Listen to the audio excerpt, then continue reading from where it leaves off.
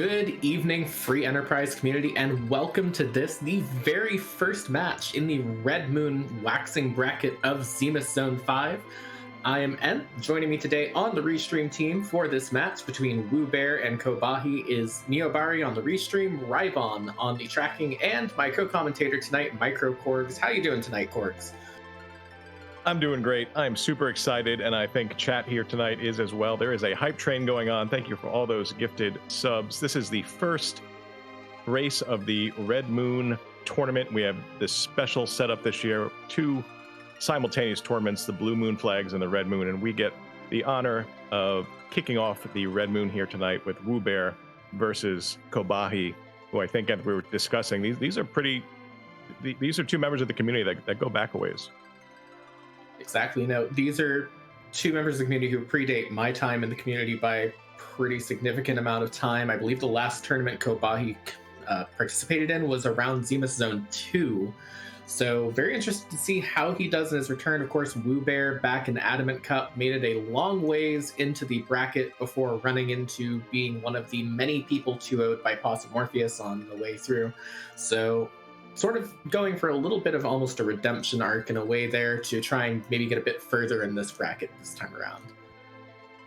Yeah, two very experienced runners, and I'm curious to see how they handle these 8 potential bosses. They have to defeat 7 of them to earn their crystal and be able to fight Zeromus and complete the seed. And I'd like to draw everyone's attention to our new graphical tracker there at the bottom center of your screen.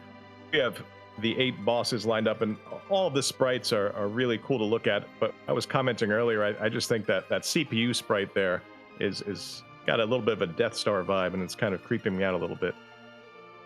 You know, you would think the full screen mom bomb yelling in your face would be more ominous than just the giant ball, but definitely the giant ball in this case just sort of looming over. And also another thing worth noting that I'm sort of seeing with these bosses that we have is outside of maybe Mom Bomb, a lot of these are bosses that could be really, really obnoxious if they land in the wrong location too.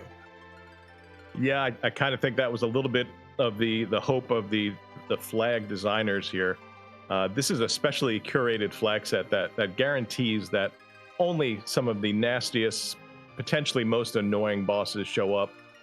You know, if you're looking at this list of 8, there's a good chance you're going to see a bunch of them in very early spots that are very easy. I'm not sure if I could pick out which ones I would want to get out of the way. Maybe even that CPU just to avoid it in a high hit point spot. But we'll see how the runners route in their boss checks early, because this tournament and the Blue Moon as well are all about the boss hunts. So we'll see where these runners go first. Definitely, and also worth noting in the boss hunt factor for the Red Moon flags, that No Free flag is also on, meaning we do have the Demist hunt back again after its time off in the Adamant Cup. But we are underway here with our Cecil, and it looks like a Tella alongside the start today. And there's a Sparkle. Yeah, special note about the starting characters under this flag set. You're pretty much either going to have Cecil or Edge every time, with a small chance of seeing Fu. And of those 3 characters, whoever is your starting character is the only one of those 3 you're going to see. So to clarify, there is going to be no Edge and no Fusoya in this seed. I kind of like the Tella to start as a companion to Cecil. Both of them will benefit from more deals, but I especially like the early exit ability of Tella. Definitely, and with that pan in hand too, our runners might be a bit more tempted to try and fade Fabul for a while. Another important thing to note about the flags for both moons in the Zemus Zone 5 tournament, the Force Hook flag is on as well. So once you find that hook, you have your underground access. You don't need to continue hunting just in case there's a magma key somewhere. So that kind of makes, in some ways, maybe fading that Fabul gauntlet check for a bit longer, a bit more tempting when you have that pan already in hand. Could be. Well, we'll see how long it takes them to get a party that's strong enough to handle the hook. We see Kane being added to the team here in Watery Pass. Another interesting thing about these flags, there are going to be no characters available in any of the spots where you have to fight for them. So all of you have full party knowledge from the beginning, and we see both runners are almost in perfect lockstep at the start. We'll see when the divergence begins. We have Tella exiting out on Wewbear's side and the same on Khobahi's side. Definitely not a lot interesting in the treasure chests, only really seeing that Mirasame, which is going to be a nice chunk of cash once they sell it. No real use in this flag set. It does look like Wewbear is going to go up and go ahead and raise the hovercraft in Dancian, whereas Khobahi looking maybe to do a bit of shopping heading down to Silvera first. That's a really interesting choice. This is one of the more out-of-the-way shops, and maybe Khobahi hoping to get a little bit of advantage checking a shop that he may think that his opponent is less likely to check. I didn't see what was in that shop. I saw that he sold. That was an Odin, an Alarm, and a Nodus, none of which is really that interesting, unfortunately. Yeah, no big value there. You'd probably feel better if you found your life pots, your star veils in this out-of-the-way spot. But yep. Yeah, unfortunately, that was just kind of not very good in general as a shop. Maybe if you're looking for a bit of that J item work early on, you would have considered picking up some of those that you can throw, but not going to. Going to head over to Mysidia instead. Meanwhile, Wewbear picking up Rosa here up on top of Dancian Castle. Always a welcome sight early in a seed. Get that top-tier white mage on your team. Get her to soak up that early experience, hopefully get Berserk and Blink on her before you go down that hook route, or at least close to it. And we see the double character check happening on Khobahi's side. There's another white mage, Porum, and Pal Sid. Nice high hit points for the early game. Well, this is a very interesting sort of setup of characters that we've seen so far, because we're seeing a lot of characters that you really are only going to be able to run as Berserkers, plus a couple of white mages. So that would probably tend to make you think, well, you just go Berserkers, everything will be fine. But no guarantee that you'll get those big hits here. We do see Wewbear heading straight to this Eblan Castle check to go ahead and get the untrapped chest, looking to get some of that equipment that we kind of know is going to be probably quite important to this party right now. This flag set's running under what's known as the T Pro setting, Pro Treasure Distribution. So not going to see the most powerful stuff in the untrapped chest, and I wouldn't be surprised if we see Wewbear come back and maybe Khobahi later to handle those traps, because like you said, this is looking very Berserker heavy right now, and you know, the best thing for any Berserker team is Cecil with one of his holy weapons, preferably the Crystal Sword. Well, there is a Rydia up on Mount Ordeals, so there is your only other mage option that we have. So really, I mean, what is your party comp that you want here if you're one of these runners where we have Cecil that's guaranteed to be in your party, Kane, Sid, Tella, the two white mages, and a Rydia? I'm kind of still thinking that we're looking Berserkers here.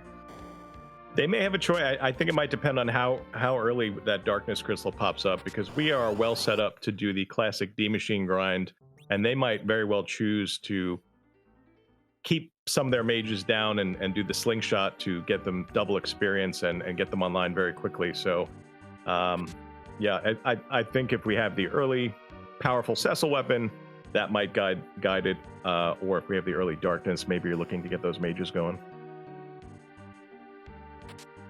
Definitely. At this point in time, Wewbear has found all three of the trap chests here in Eblan Castle. So we'll see if we get anything huge out of the way here so far. One thing worth noting is that we did see the Sylph summon, but there is no Sylph glitch in this tournament, or at least in this side of the tournament, as Possum was just pointing out in chat. So Rydia's impact is kind of a little bit lessened in that way, and that normally you can kind of get her online with that Sylph and have her immediately start contributing. She's not going to be able to contribute for quite a while at this point. Yeah, well, we'll see where both runners go next and how much power they run into. Was that a Runax just picked up on Wewbear's side? Sure is a Runax and a Dwarfax as well for that bit of agility manipulation, which could come in very handy with that Sid that you could pop in the center slot. So that could be something that comes in handy later.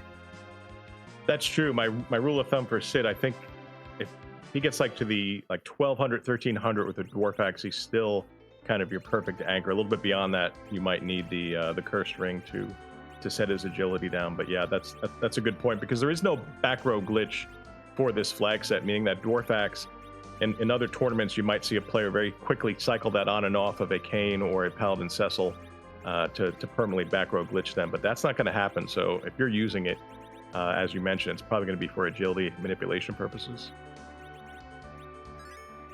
Definitely. Meanwhile, it looks like both of our runners are going to be heading to their first sort of actual check here. Khobahi already almost to the bottom of Antlion Cave. Wewbear hot behind, right in his footsteps. So we'll be getting our first boss check very soon. It's worth noting that neither of our runners have yet peaked the sort of non-objective or non-key item check bosses yet in the Waterfall Cave or the Mist Cave. So we'll see when they route those in and whether or not that comes in crucial later on down the line.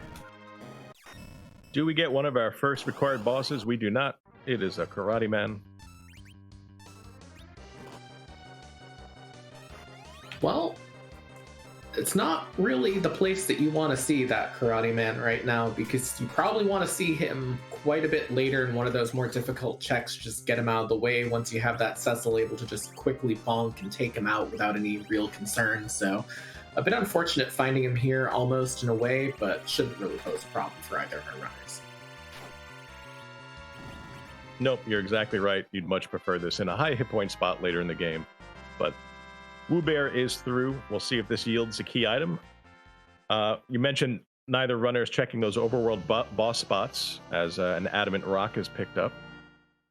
I would suspect that they're both going to check the waterfall when they raise the hovercraft, though I guess one of them already did raise the hovercraft because this is a forced hook flag set, so they are both going to have to go there eventually.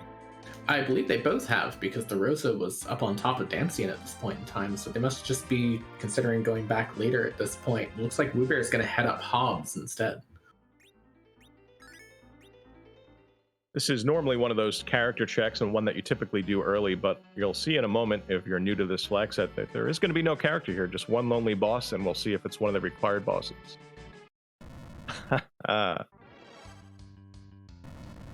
Well, that Not is so scary. Definitely a good one to find here.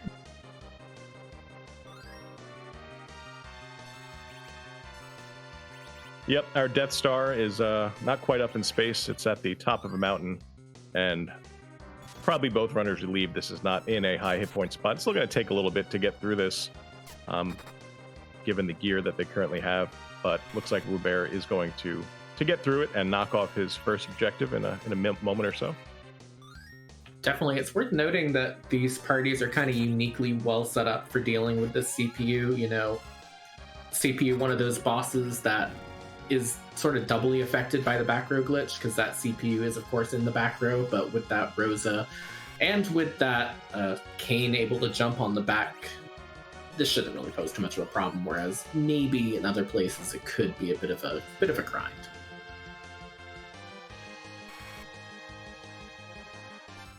Yeah, this is a far cry from the nightmare of CPU being at the element spot up on the giant, where you're just there for days. Elements at the CPU spot on the giant where you're not sure if it's going to take longer than the D machine grind that you just did to actually get through the boss. That's the one, yep. But objective number 1 done for Wewbear. Khobahi now up here in this boss fight, ready to go.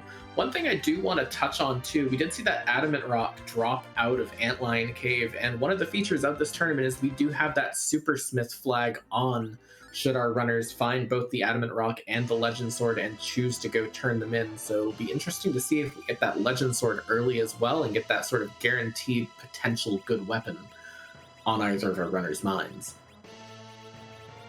With Cecil and Kane and Sid all available as characters, there are a couple extremely powerful hits. Number one, of course, being the Lightbringer, I think, but then also those hammers that Sid can wield and Kane's Able Lance. There are a number of great hits, but there are also a number of kind of either just things for party members that you don't have, or kind of the more jokey, memey type of items that Kokol can craft. So we'll see if and when that happens, what Kokol has in store for us tonight.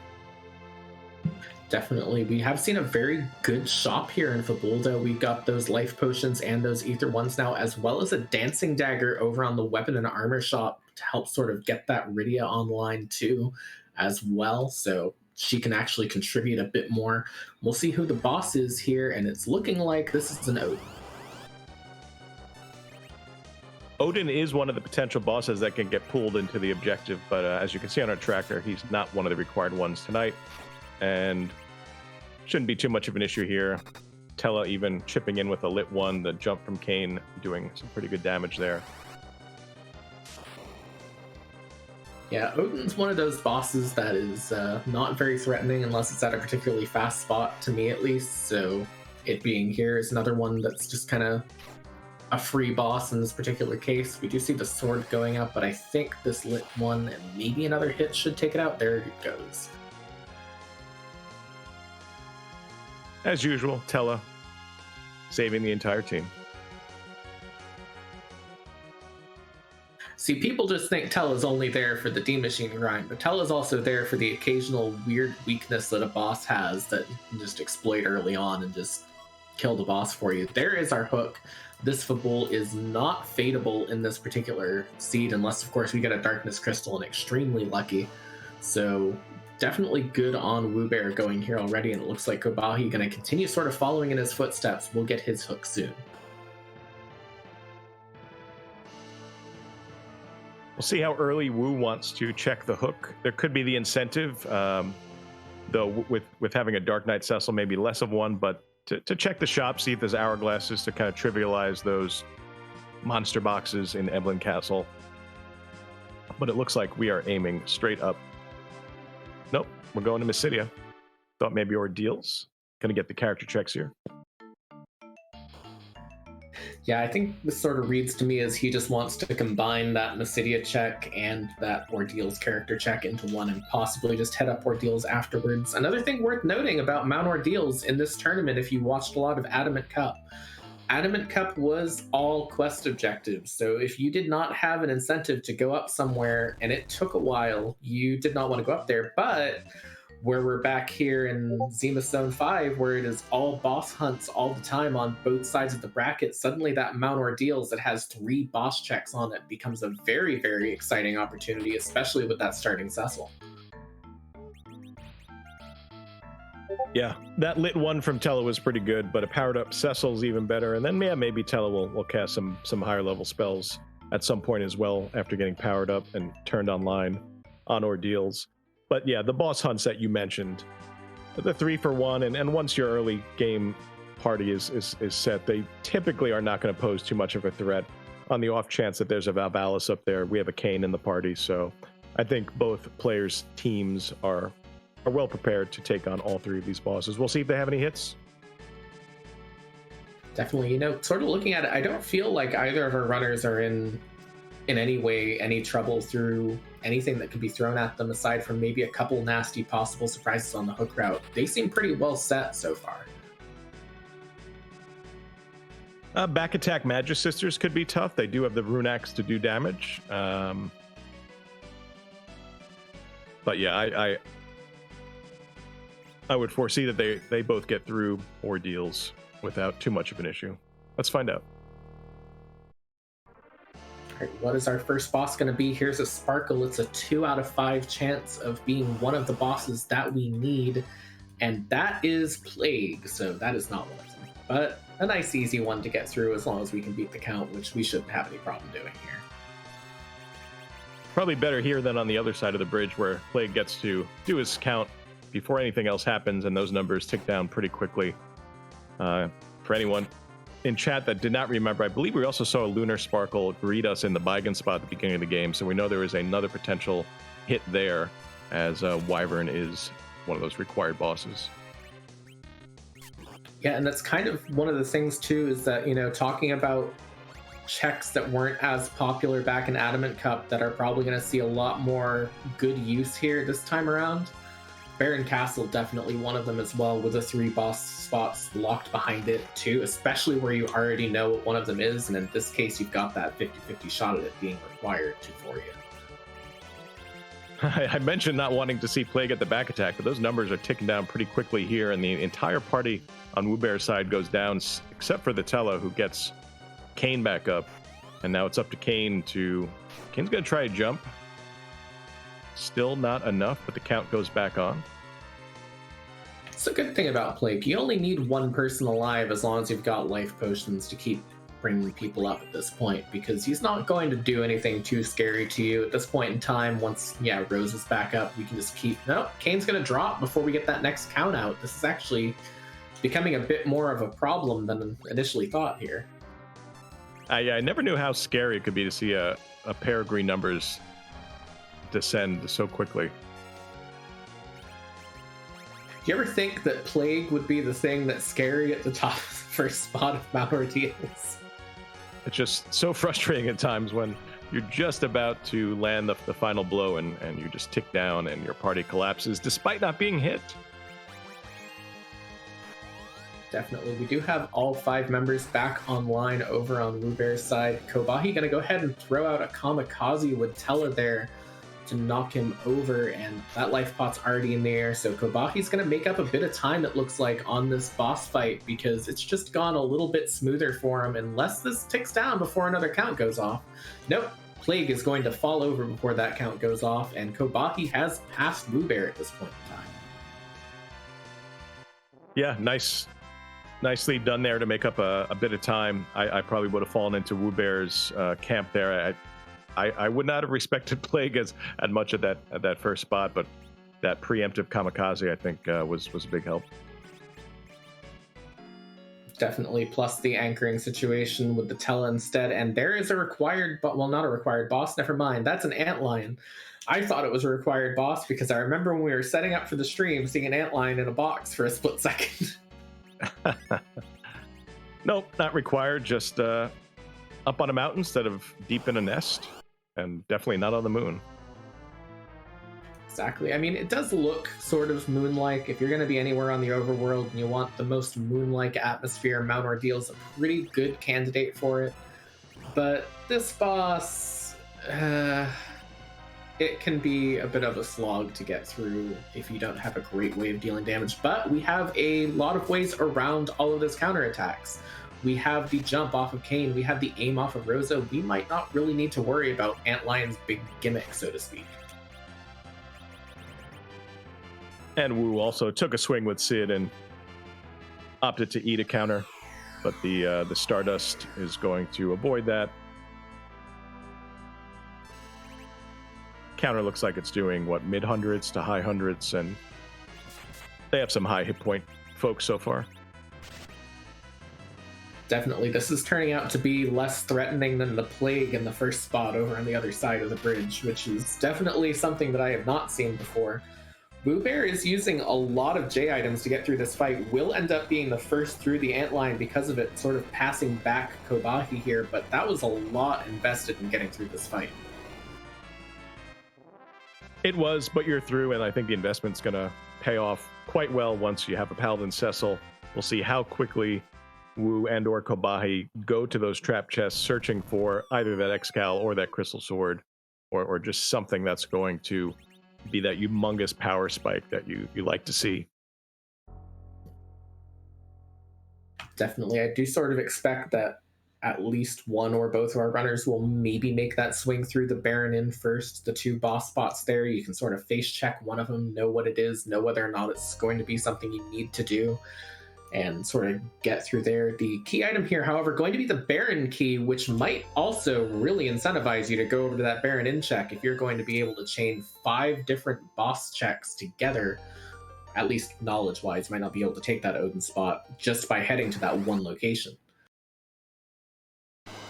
Yeah, sounds pretty appealing to me. We have a free boss here, relatively free boss, the Baron Guards. So maybe that's a bit of a signpost pointing you toward the Baron area. If the Baron key wasn't enough, they're both going to get through this without any issue. And then it's decision time. Yeah, Sid swinging that Rune Axe going to hit for 1200 because those Baron Guards, despite their looks, do count as mages. So able to exploit the weakness there very, very easily. And we'll see where Wewbear goes, but I gotta expect this is sort of keeping our runners on the same track here. I just hope this keeps up. This has been an incredibly closely contested early game. I hope that continues throughout the rest of this with these 2 highly skilled runners tackling this boss hunt seed. Both of them have found one of the 7 that they need to earn the crystal out of the 8 bosses you see there at the bottom center of your screen. And we know there's a sparkle waiting at Baron. We'll see if that ends up being that Wyvern. Yeah, that Wyvern or that Ogopogo at this point in time, both could be good. And even then, you know, in some ways, knocking that Sparkle out of the pool so that you know it's not one of D-Lunars or Pale Dim, I always forget the other one, is going to be good. And to answer a quick question from chat, what's boss number 2? That is the Alt Gauntlet. That is our wonderful random encounters, the boss fight.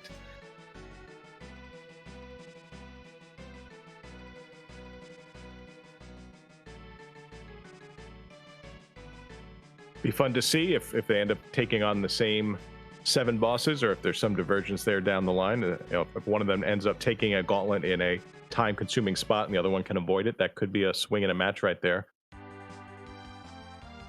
I think it's kind of hard to say here, and it's probably going to depend pretty heavily on what happens when these runners get underground. Wewbear heading over to Eblin Castle. It looks like he wants to make that play next. Khobahi sort of looking like maybe he wants to head that way too.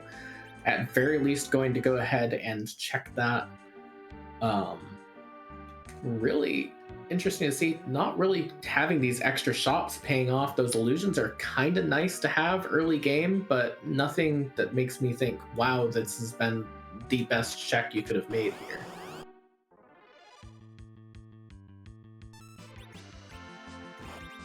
The strong pull of the potential holy weapon drawing Wewbear in. We'll see if he's rewarded. And yep, to answer the questions in chat, yep, the gauntlet could be anywhere, and it's going to pull monsters from the surrounding area. So the higher or the later the game spot that you might find the gauntlet, the stronger the monsters. I think for viewers, the Masamune altar on the moon is always a favorite, but there are plenty of spots where the gauntlet is not a trivial fight at all. Definitely, I know some of the ones later on down the line can be a problem, but for things that will be trivial fights, how about Dark Imps at the first spot in Baron Inn? That is not too much of a worry at all, as long as we just knock them down really quickly and they don't really have a chance to do damage. Even then, I don't think the attack power is very high at this spot, so it wouldn't be a problem. That's a nice boss to not have at a speedy, punchy later spot. It could be, though you might also be disappointed, say, if you had hourglasses and your life pots to maybe earn a boatload of experience later on. So that's off the table. But either way, Khobahi's going to be through these imps pretty quickly, and we'll see who's behind them, hiding in what is the vanilla karate spot. Well, unfortunately for Khobahi, finding the D-Mist here, which is good because that's a key item check, but Wewbear found the one thing better than a key item, found a crystal sword in that trap chest. So that Cecil is fully online, and it's kind of probably create a ticking clock in a way for Khobahi to go down and get his own crystal sword at some point in time. If not, we might see Wewbear start to pull away a little bit. I have seen seeds back in Adamant Cup where someone got a crystal sword and didn't just win, but they were a little bit few and far between because that crystal sword can really change how much you're playing this, or how you're playing this seed. Yeah, it'll be a little comfort to Khobahi to know that the crystal sword's not going to do really the extra damage against D-Mist, but yeah, every other boss, every other fight is going to be that much quicker for Wu. And as you said, that timer is ticking. I mean, if the D-Mist turn-in results in an X-Cal, maybe that evens it a little bit, but still, that is such a big pull for your Paladin. The first time he swings a weapon for real, it's going to be a crystal sword. Definitely, and that's just another thing too, where it kind of comes down to what risks you take, I feel, when you have these flags where you have that T-Pro where it's a bit lower of a chance to get that crystal sword. I think in Blue Moon it's sort of in some ways a bit more, hey, go get this, because T Wildish just has so much higher of a chance of dropping that crystal sword out. But over here on the Red Moon side, it's sort of a gamble, and that combined with the boss fights, to me, kind of tells me how this tournament is going to go is going to come down to who makes the best gambles and whether or not they pay off. Wu could have easily fought all 3 monster chests and found nothing useful for this team, maybe a couple ninja weapons, but not the case. First try, first hit, the big one. And we have a Sand Ruby which on this flag set is basically just a key item. It brings us to 5 key items, so it is helpful in a way, and obviously we're not going to reset out of it. We've got that demist, which is another free check at that point in time to get another key item possibly, but we're not going to check that yet because it looks like it's probably time to head straight down into the depths of Baron Castle. Decent chop there. Cure 3 Silk Web. Not sure what was under the Silk Web, if that was useful, but I'd expect both runners, if Wu checks this, to pick up at least the Silk Web, if not some Cure 3s as well. No maid kisses. Khobahi does not fear the Toad status effect in this particular run of Free Enterprise today. No, fearless. I'm interested in seeing how this affects looting here, if maybe, you know, Khobahi's still looking for those few things to get online, and I know that there are some runners who they see that crystal sword and they're like, well, this is literally all of the equipment I need for the rest of the seed for the most part, once I just have a white mage capable of keeping that up. So whether or not Wewbear also saves a little bit of time in terms of like not looting some chests that Khobahi is going for is also going to be another impact of that crystal sword to measure here, as we're going to see, skipping those 3 treasure chests there in the waterway on the way to Baron Castle. Definitely less looting, if not maybe almost 0 looting from here on out for Wewbear, and maybe even just less shopping, because if you're getting through these fights doing this obscene amount of damage that Cecil is going to be doing with the crystal sword, then maybe you don't need the curatives as much to keep your party up, because the fight's over before any of the bad stuff can happen. We're seeing Pale Dim now show up, so the pool of potential lunar bosses shrinking down to the, I guess we have a 2 out of 3 shot the next time we see one. Definitely. It's kind of making me think, you know, what do you want to see if you're in Khobahi's shoes right now to come out of this Baron Castle check? Because I think you would probably, honestly, maybe even want to see that Darkness Crystal come out early. And that could be a sort of thing that causes some divergence. What we really need for Khobahi to help a little bit, a pink tail into a crystal sword, as Rybon's pointing out in chat, would also be nice.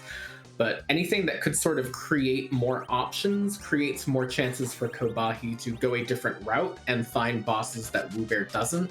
And that could be part of his ticket into making up some of the time that he's going to lose to that crystal sword here. Yeah, that's a good point. If we assume that gulf, that power gulf between Wewbear's crystal sword and Khobahi's team does not get bridged soon, that would be Khobahi's 1 out. Early darkness, maybe deciding to do a giant grind, finding bosses either on the giant or on the moon. That Wu doesn't. But yes,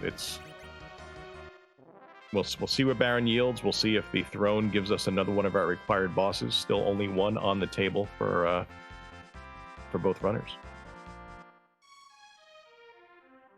Definitely. Another question I have too is, you know, Wewbear has that crystal sword. Is it possible for him to sneak out that Odin Throne boss, whereas Khobahi might not have the damage to get through there? There is one of our required bosses, the good 3 monarchs, the Magus sisters, here on the throne of Baron Castle, both runners into the fight at almost the same time. We'll see how much faster one or the other gets through this fight. Crystal Sword will definitely do some work, but the Rune Axe, you can see one-shotting poor Mindy there on Wewbear's side. I'm assuming there's still the Rune Axe on Khobahi's side as well. I think the Cecil might have the Rune Axe on at the moment over on Khobahi's side. We'll see once he gets around to swinging here. Is going to take that first Lit 2 from the Delta attack onto Tella here. So Wewbear already threw. Khobahi not yet knocked over. One of them has a mute knife now to put on the Cecil, but still needs to raise that Tella. This is not quite going as smoothly for Khobahi here. Maybe there is no Rune Axe on Khobahi's side, because I think we saw a jump and it didn't do nearly the damage a Rune Axe would do it, unless it was just a low accuracy hit. Certainly is possible, but I think 2 in a row would work. Oh, right. Rybon pointing out in chat, our tracker, Khobahi has not gone to Evelyn Castle yet, does not have that Rune Axe. Yeah, I was trying to recall where that was from on Wewbear's side. So kind of a double whammy there, unfortunately, for Khobahi not having the Crystal Sword or the Rune Axe, which hits the mage weakness of the Magic Sisters. Definitely not. We are going to see a tower key as the reward here for Baron Castle, and it does look like Wewbear is going to go ahead back in and check at very least what is at this Odin spot. If not, get the Odin here. So that is pretty interesting to see. We'll see what happens.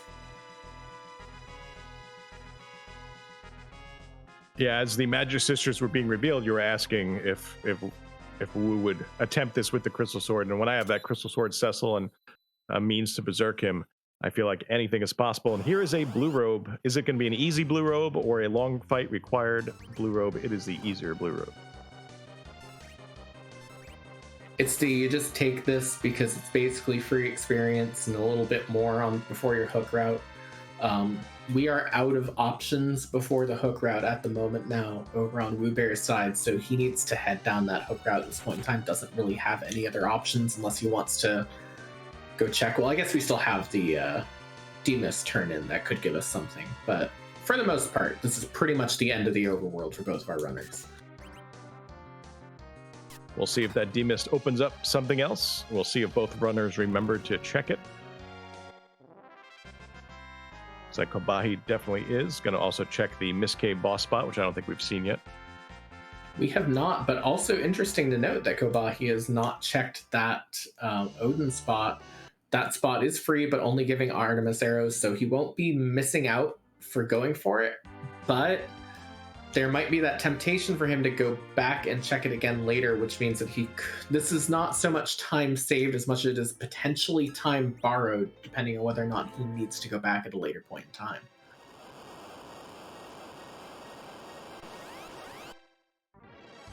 Well, I don't think the Earth Crystal is going to yield one of those big weapons, but maybe it could give something to Khobahi from the treasury that evens us out just a little bit. I mean, yeah, the treasury is available. 2 more boss checks available to him as well. It does look like he's going to go up and check the waterfall first, get that last one here. But anything could happen. I mean, you might as well go for it at this point in time. Nothing really trying to force you underground. There is our alt gauntlet here in the waterfall. That is a required boss. Let's go. What a soggy bunch of zombies this turned out to be. They're always lurking in the water level, aren't they?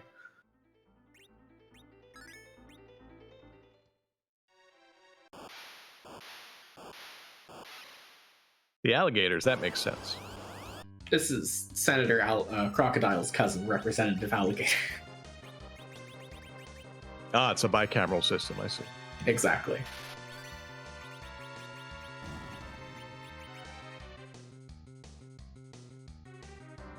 Well, both runners have found the alt gauntlet here, so that's going to be now 3 out of the 7 required, 3 out of the 8 available. Looking for 4 more for our go mode. Definitely, and while we're sort of grinding through these fights, I want to give another quick shout out to both our runners, Wewbear and Khobahi. Make sure you give them a follow, as well as our 2 behind-the-scenes members of the Restream team tonight, Neobari on the actual Restream and Rybon on the tracking, both doing a wonderful job as always, as we, I believe, are on wave 4 over on Khobahi's side, so we'll be through this pretty soon here. Got a quad pack of Mad Toads. That's not a sprite we get to see too often here in the Free Enterprise community. It's a very good one, though. It's like, you can tell they're mad, but they're not, like, intensely angry. They're just kind of like a little bit miffed. Yeah, they don't take themselves that seriously. They give their best. And now another 4-pack, this time Tiny Mages. Let's see if they have any spells in store for us, or if the runners are just going to get through them before they have a chance to unleash their magic. Yeah, these Tiny Mages going to pose little problem for both of our runners here in this particular case. We are going to see Rydia sort of starting to get a little bit low on health here, but there's no way this poses enough of a threat there.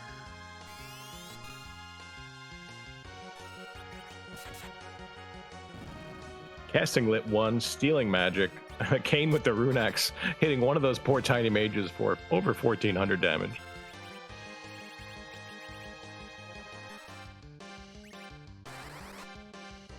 Well, Khobahi is technically still slightly ahead. Has not gone down to check that water hag spot, so might be tempted back there later, but might not also. And still a little bit in the lead in a way, and is going to head over, and looks like we are going to get a, at very least, Tower of Zot check, if not a treasury check. But Wewbear maybe looking like he's going to go ahead and head straight underground. Maybe just repositioning the hovercraft, very similar to Ordeals and Baron. It's a spot with more than one boss, so it's always a valuable check to make. Now, we talked about Wewbear's looting. Will he just simply avoid the treasury because he's got the crystal sword? It looks like the answer is yes, and I'm going to be very interested to see if Khobahi chooses to check out that treasury, given that I don't think he has anything too great for his melee fighters yet. I think Khobahi would be very, very tempted to check that treasury because, yeah, there's so much that Wewbear found in that Eblin Castle check that Khobahi hasn't. So we'll end up seeing if he goes over there or not. I'm really tempted to say he's going to. Yep. Hanging that right turn. So we here in the booth and you there in chat, we get to play one of our favorite games. Not quite yet, though. Right now we're in the public portion of the treasury. So hold on to your 10 different cards with different numerals printed on them. We do not need to see them yet.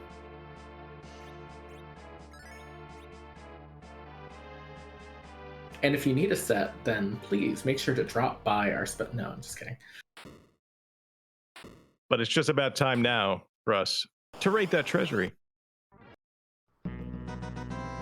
Rate that treasury!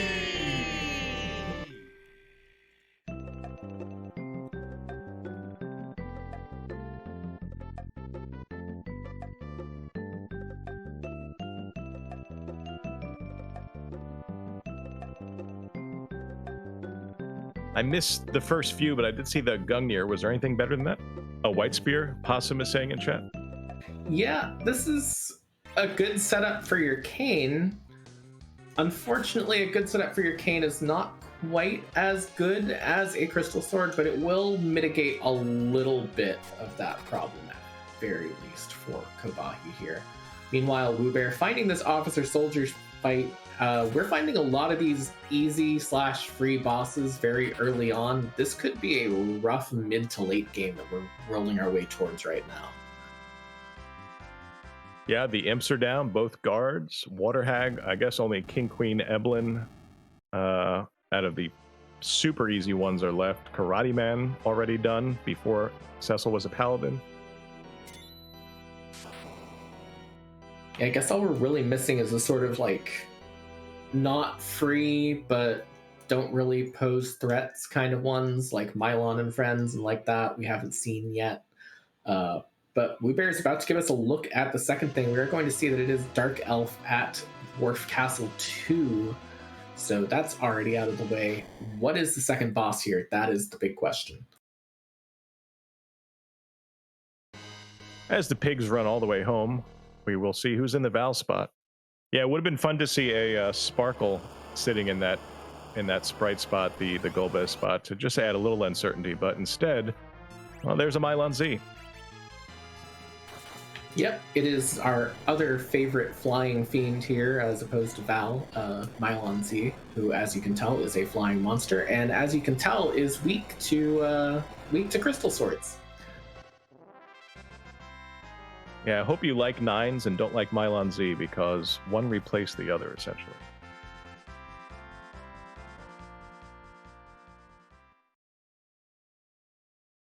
Now here's the real question. If you get the twin heart from this, do you just keep going through overworld checks, or do you just decide, you know what, I'm going underground now, I'm done getting lured around this overworld? Who could resist a harp check? Free music, boss check, key item check. If I get a harp here, I'm going right back. I mean, I know I would go back, but that's just because I like the heart music. There is that pink tail that we said was a possible out for Khobahi, so he'll be very, very happy to see that. Here's a question. Do you bother checking that if you're Wewbear right now, and the best thing you can roll out of it is maybe another good weapon for Kane? Could you, yeah, I mean, you could see a white shirt, but that's not really a game changer. Could an Avenger come out of that? I mean, still, with the Crystal Sword, it's tough to value anything super highly. Avenger definitely could. Wewbear is looking to pick up an anchor here, is going to grab this Rydia and say goodbye to the Tella at this point in time. And actually looking to grab the Porum as well and say goodbye to Sid. So looking like we're setting up a slingshot of some variety as well here. Possibly just another source of Berserk to get that Cecil online quicker, get that Kane online, start blinking if we need it. Very interesting setup here. Where does Wu go next? Directly hook? Yep, no need. Well, yeah, no need to check the pink tail on Wu's side of it.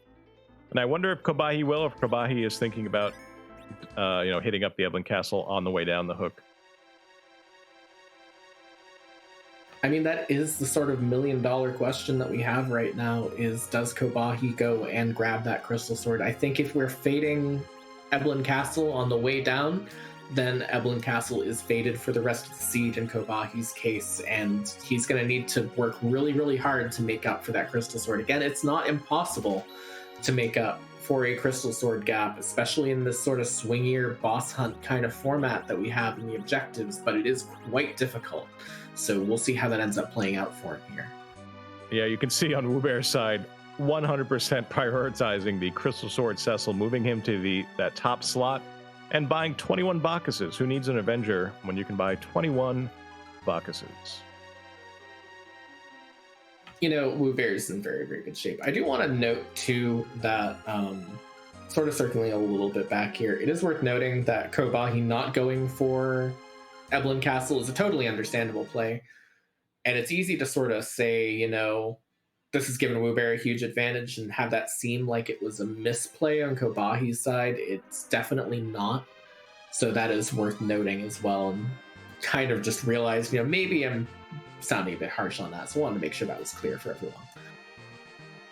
No, not at all. I mean, as I mentioned earlier, Wu could have had 3 fights that led to nothing there. It just so happened he hit one of the most powerful items, the most powerful item in this randomizer, and hit it on the first shot. So that there is a bit of that RNG that you have to play with and around.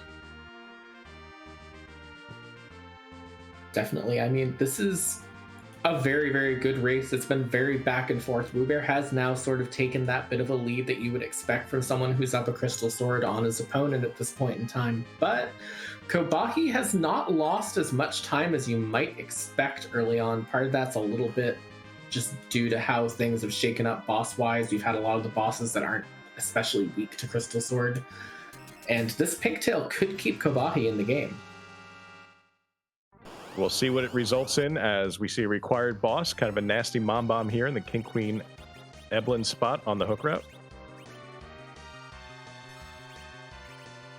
Bahamut is interesting. It's certainly powerful. And it looks like it's getting used right away, so Khobahi's Rydia is going to have the most powerful summon in the game. That Bahamut can take care of a lot of early fights too, as long as that Rydia is able to stay alive long enough to get off that Bahamut. This could be something that keeps Khobahi nice and close up to Wewbear in terms of the sort of gap that's viewed at this point in time. And at the moment, Khobahi needs to keep that gap as narrow as possible so that when we start having that divergence, he can possibly have that chance of passing again.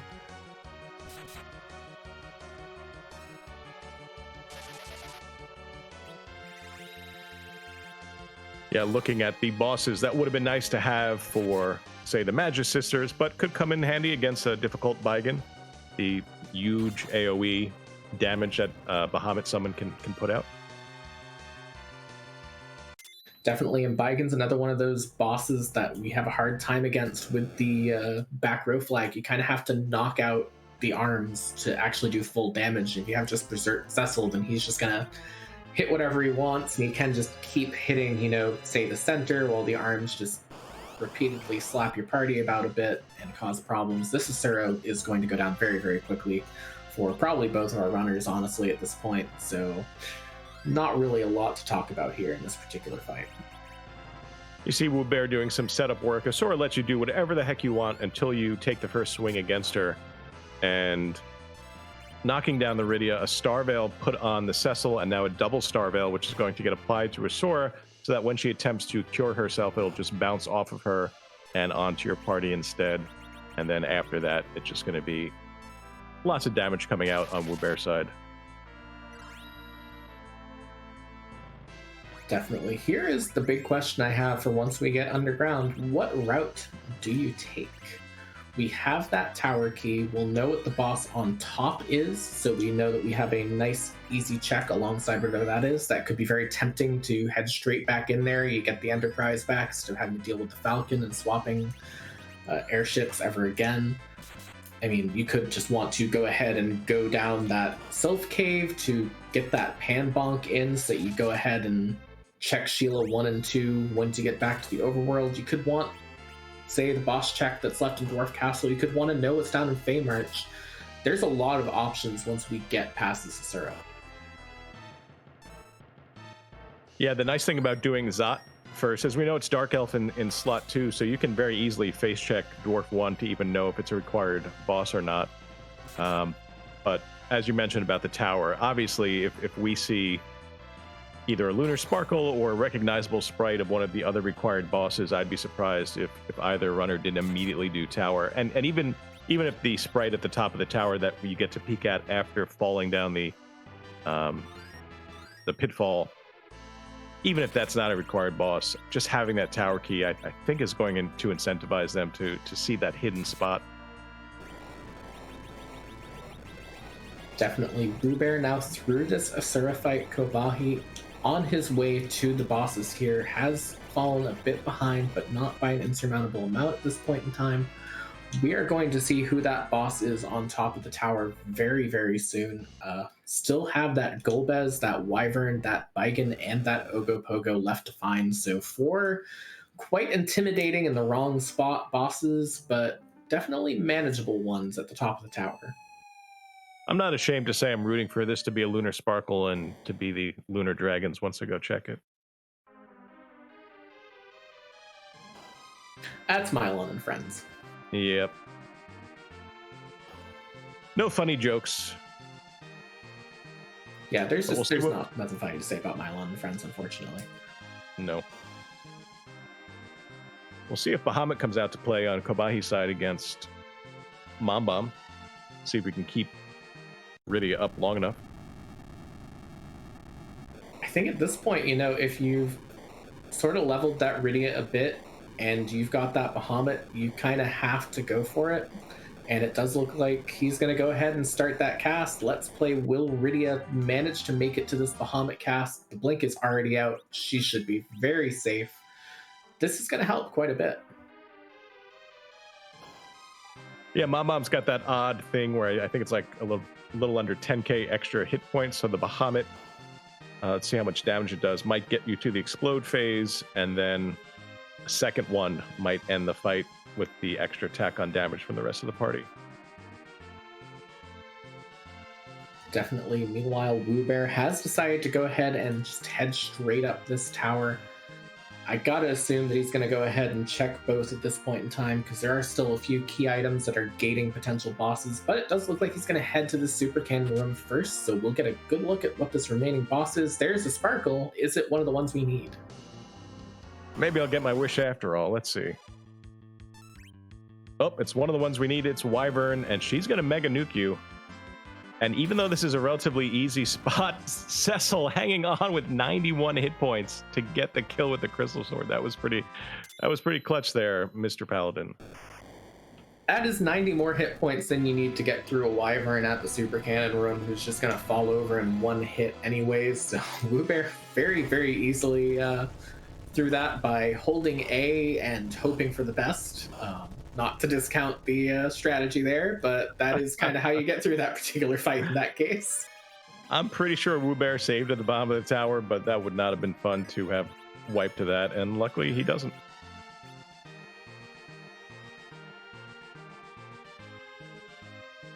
All right, Mylon and Friends waits at the top of this tower. This is going to be a key item check, but not one of the required bosses at this point in time. Wewbear currently sitting at 5, Khobahi sitting at 4.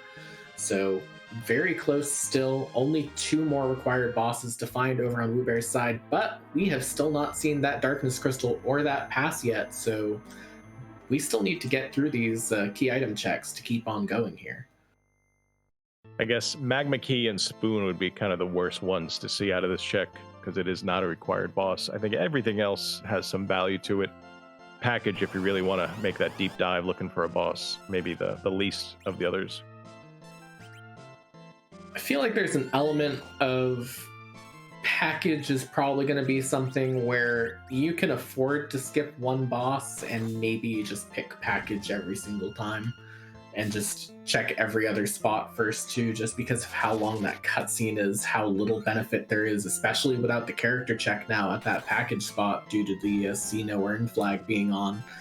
So I would be really surprised to see either of our runners go for it, but I think the fact that I'd be really surprised to see either of the runners go for it is a good argument for one of our runners to go for it. I hope at least one of them listens to you, and it would be lots of fun if that became our boss divergence, but we don't even have the package yet. We'll see once Mylon gets through all of his Lightning 1 counters on Wewbear's side and finally succumbs to the Crystal Sword Cecil, what the top of the tower yields.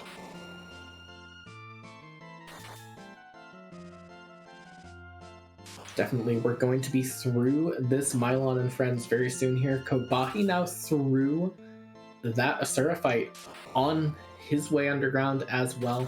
We'll see if he follows right in the footsteps to head back up this tower as Wewbear is finishing this top of tower at this point in time. That is a full tower or a lower babble of a lead for Wewbear at this point.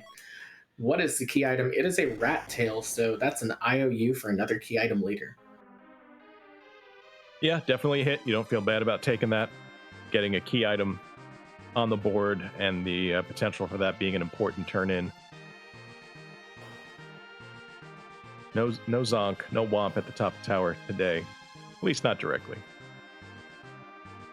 Definitely. Now the big question is, are we going to see one at the bottom of the tower? Because what's important now is that no matter when we find our Darkness Crystal over on Wewbear's side, that was the 9th key item. We're going to have 10 when we get that Darkness Crystal. If we want to go up and do a grind, say in the Giant or wherever else, that's available to us once we get to that point in time. So it's a very big possible deal. And also importantly, we are seeing Khobahi not heading right back up this tower. So until he gets up there, Wewbear is going to have this one boss lead. Will he also have a significant key item advantage from whatever this other spot is?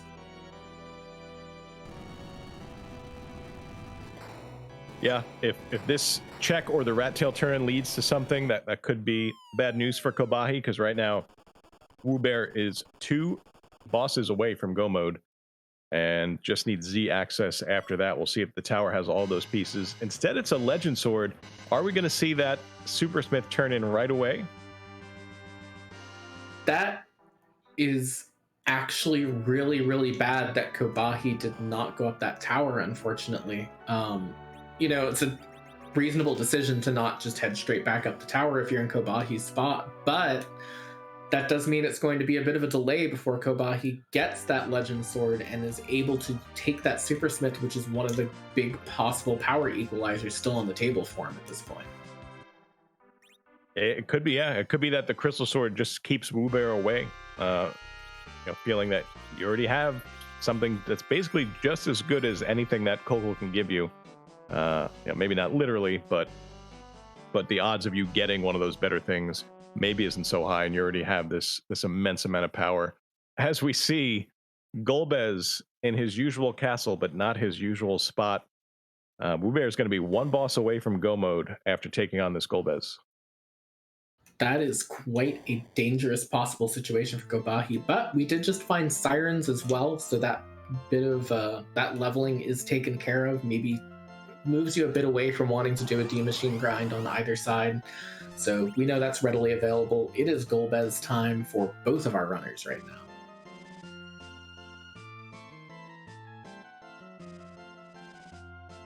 Yeah, on Wewbear's side, we have what we traditionally call the power couple there with the Crystal Sword, Cecil, and Rosa, and Kane along for the ride. But he is keeping his Iridia down, presumably as an anchor, but also the Porm that he picked up is also down. So we'll see if and when either of those two get experience. He just might be waiting for that 10 key items to get the grind going, and then make that decision about who he values more. Definitely, we are seeing that, you know, Wewbear is at 10 key items. Khobahi is only sitting at 8 at the moment. That's going to sort of delay that a little bit as well, if that's the case. We know that 2 of those key items are up in the tower. We know that we're probably going to get 1 out of the, you know, checks available to us out of Sheila there. So still plenty of opportunities for Khobahi to hit those 10, but it's kind of one of those things where, like, every single little risk that Khobahi is taking that Wewbear isn't, or that Wewbear's taking that Khobahi isn't, has been playing out on Wewbear's side so far, and Khobahi really needs some things to start swinging his way right now. This is definitely the more dangerous of the 2 spots in this castle to find Golbez. You can see the spells are basically going to one-shot you here, so it's very important to get those Star Bells up. But Golbez does go down on Wewbear's side. We'll see if Khobahi can also find his way through. Unfortunately, that Big Lit 3 came out before the Star Veil could go up, and Khobahi's going to have to rethink this one.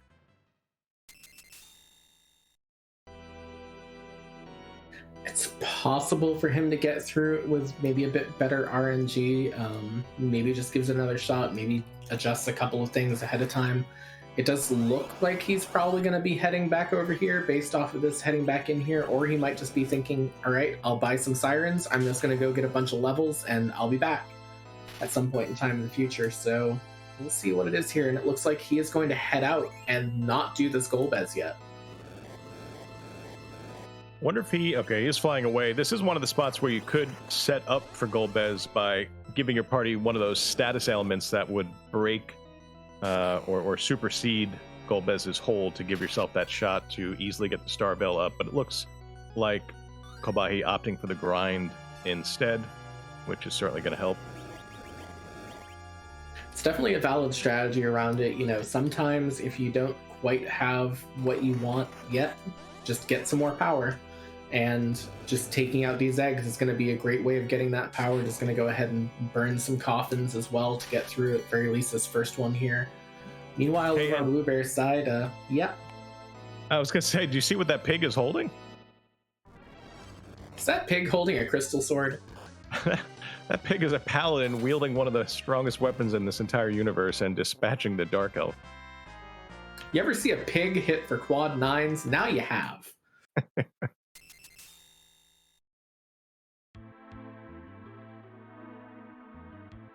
Oh, right, we did name it Sir Galahog, I believe, in Adamant Cup. Very important. That is true. Piggy Pally to his friends, I suppose. Absolutely. As we see the spooky ghost hand cutscene playing out over on Wewbear's side, what are we going to get from Luca here? What is the necklace today? Cut out the middleman this time. Maybe it's just straight up darkness. Let's see.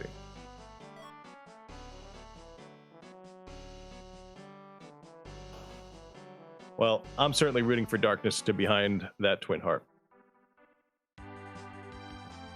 I am too at this point in time, because that darkness crystal is the big point of vexation for our 2 runners right now. We do not know where that is yet. We're kind of, I don't want to say running out of options. We've got a lot of options available. You know, we've got those 2 spots down at the bottom of Fame Arch, because that K-Summon flag is on. We've got Twin Harp available, we've got Rat Tail, we've got all 3 of the Sheila checks. That's a lot. There's a Zeus Gauntlet available in that Coco shop, by the way, and there's a Sunrise, so that's not the power equalizer Khobahi's going to want. Nope, unfortunately for Khobahi, it's a pretty good weapon, but for someone not available in this seed,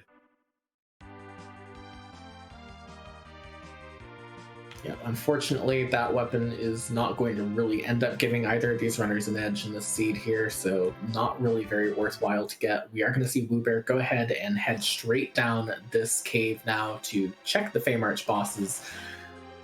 We're going to know pretty quickly whether or not either of these might be that mythical 7th objective for Wewbear, because he only needs one more boss.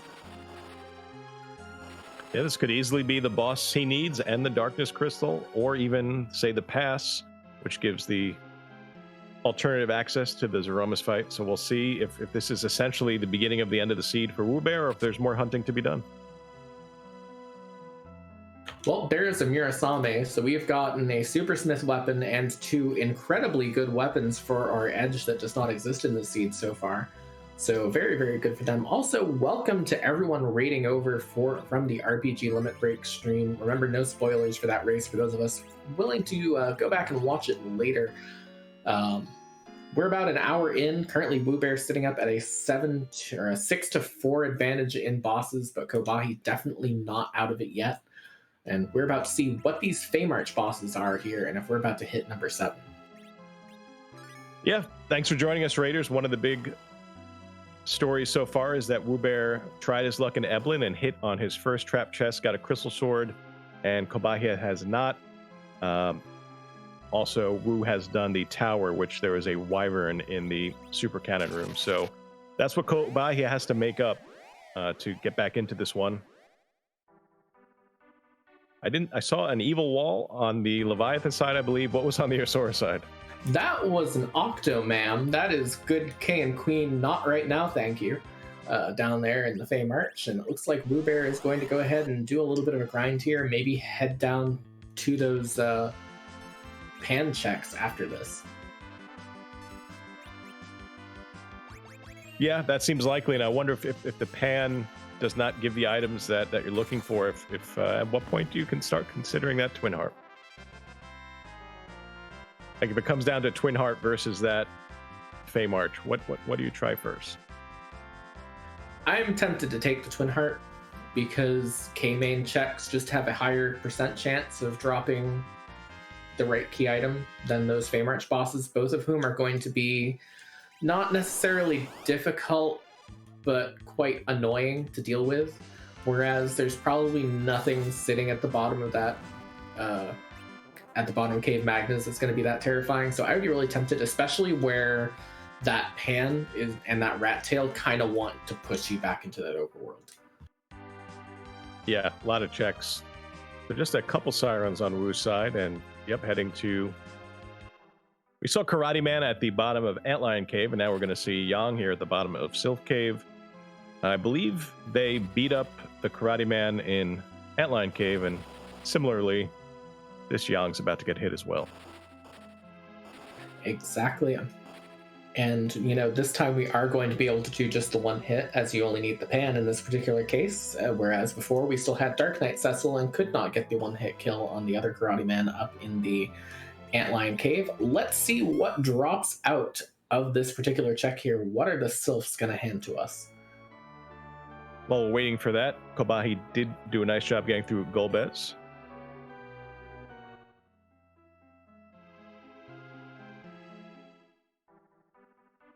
Samurai bow is a pretty good weapon. Definitely. I think Khobahi should be fine to get through this Dark Elf fight. That week is a little bit scary with only one character alive at this point in time. The knee change coming out at this point.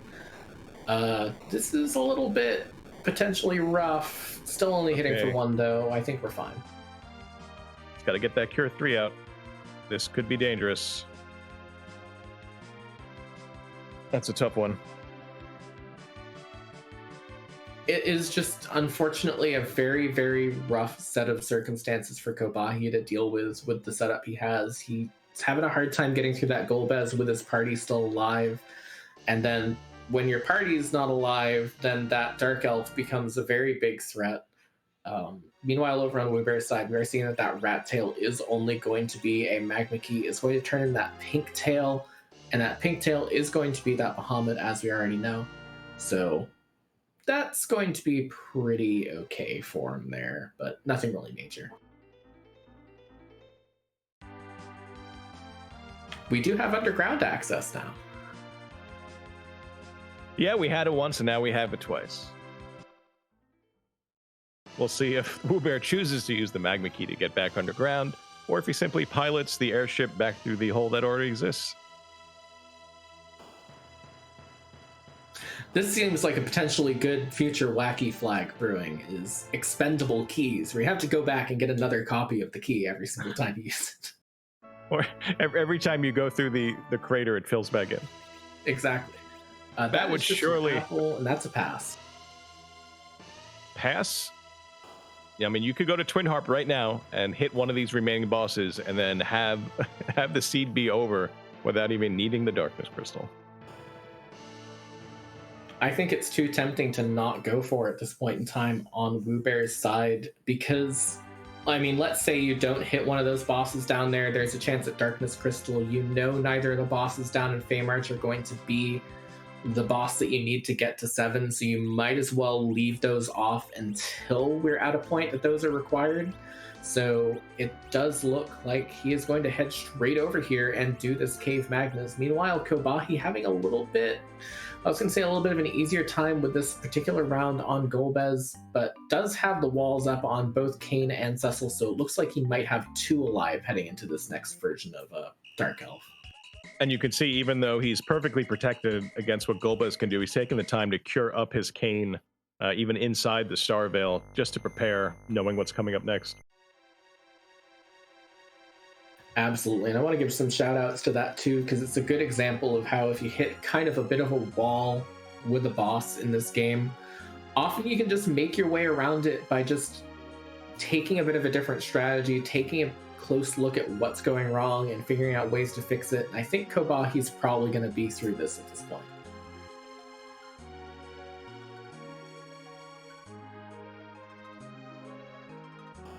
Yeah, with 2 characters up, even if you get weaked, even if you get piggied, you can cure your way out of it, and there's not a ton of hit points here.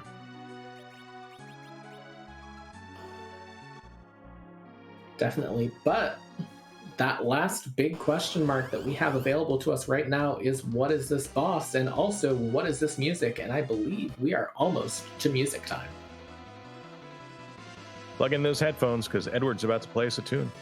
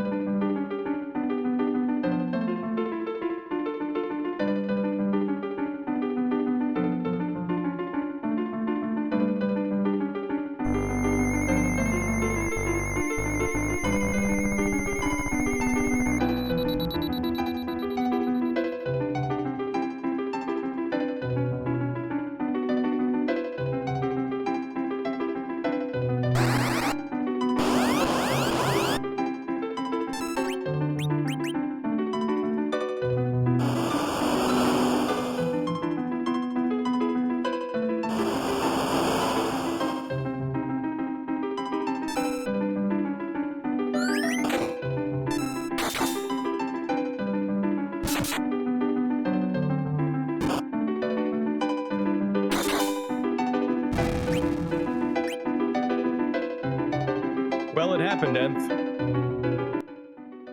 It sure did.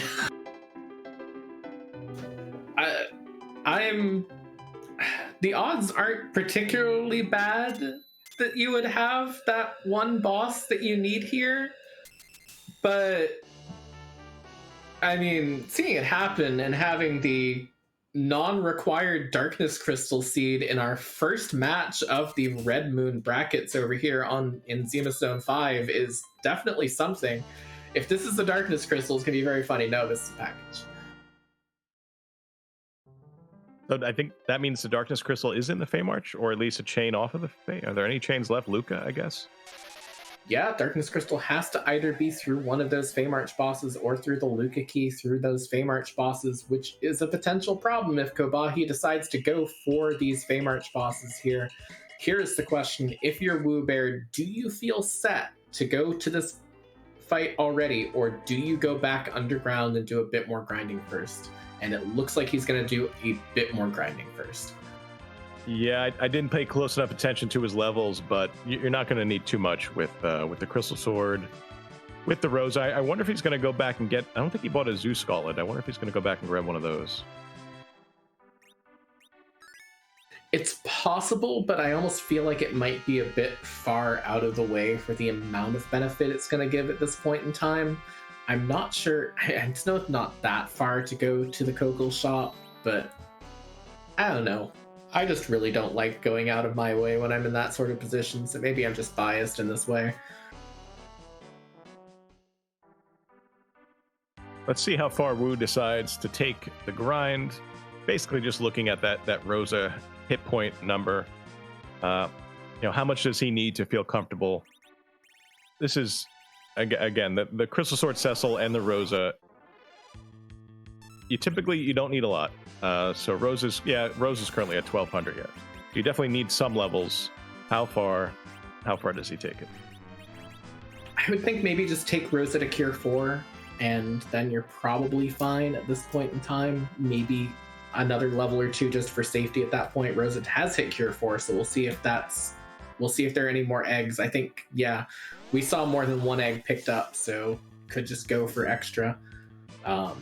Might as well have that bit of extra health on Rosa and just really power couple through it here.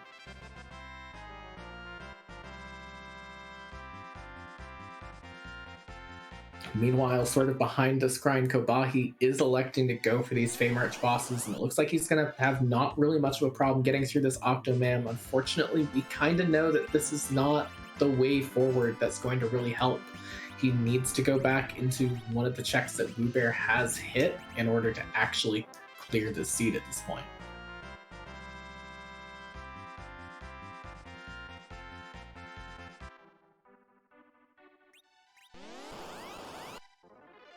Well, there's directly the Darkness Crystal from the Octomom in the Asura spot in the Feymarch. And it looks like... If we're going to exit out right away on Khobahi's side. Nope.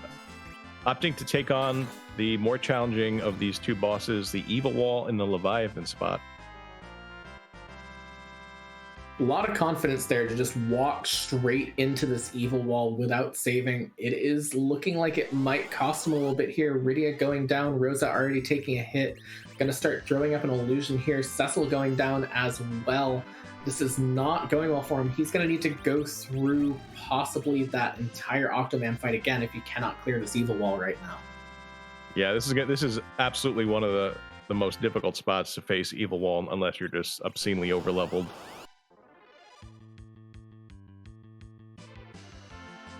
Yeah, that is deeply unfortunate. It might just be one of those things, where he knows he's had a bit of a rough time with some of the things. He's kind of just looking to get a bit of time picked back up, and sometimes you just make some choices there that don't quite pay off for you, and that unfortunately was one of them. Should be able to get through this Octomam again, but it is going to cost him another one of these Octomam fights.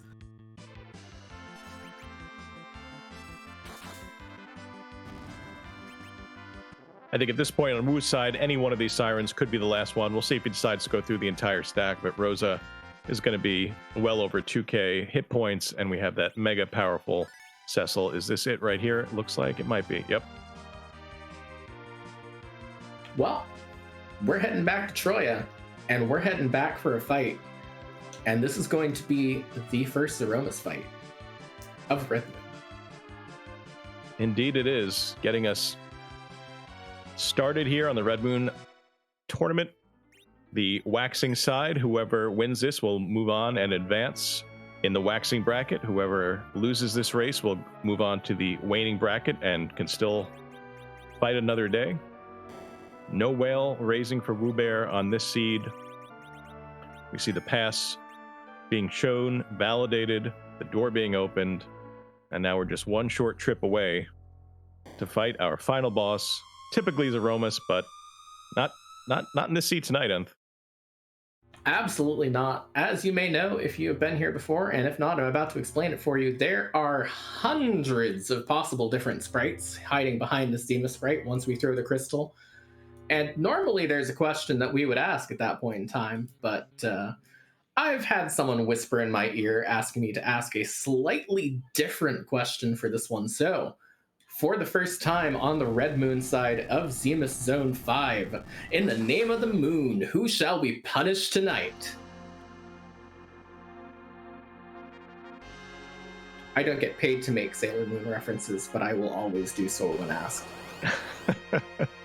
Well said, and punishment is definitely coming the way of whatever sprite this ends up being, courtesy of that Crystal Sword Cecil, for sure. Absolutely. Let's see, as the alternate question is, whose butt we're going to kick tonight with this crystal going out off of Rydia here. This is a pretty safe looking setup. I don't think Wewbear is going to have any problems at this point in time. Let's see what we've got.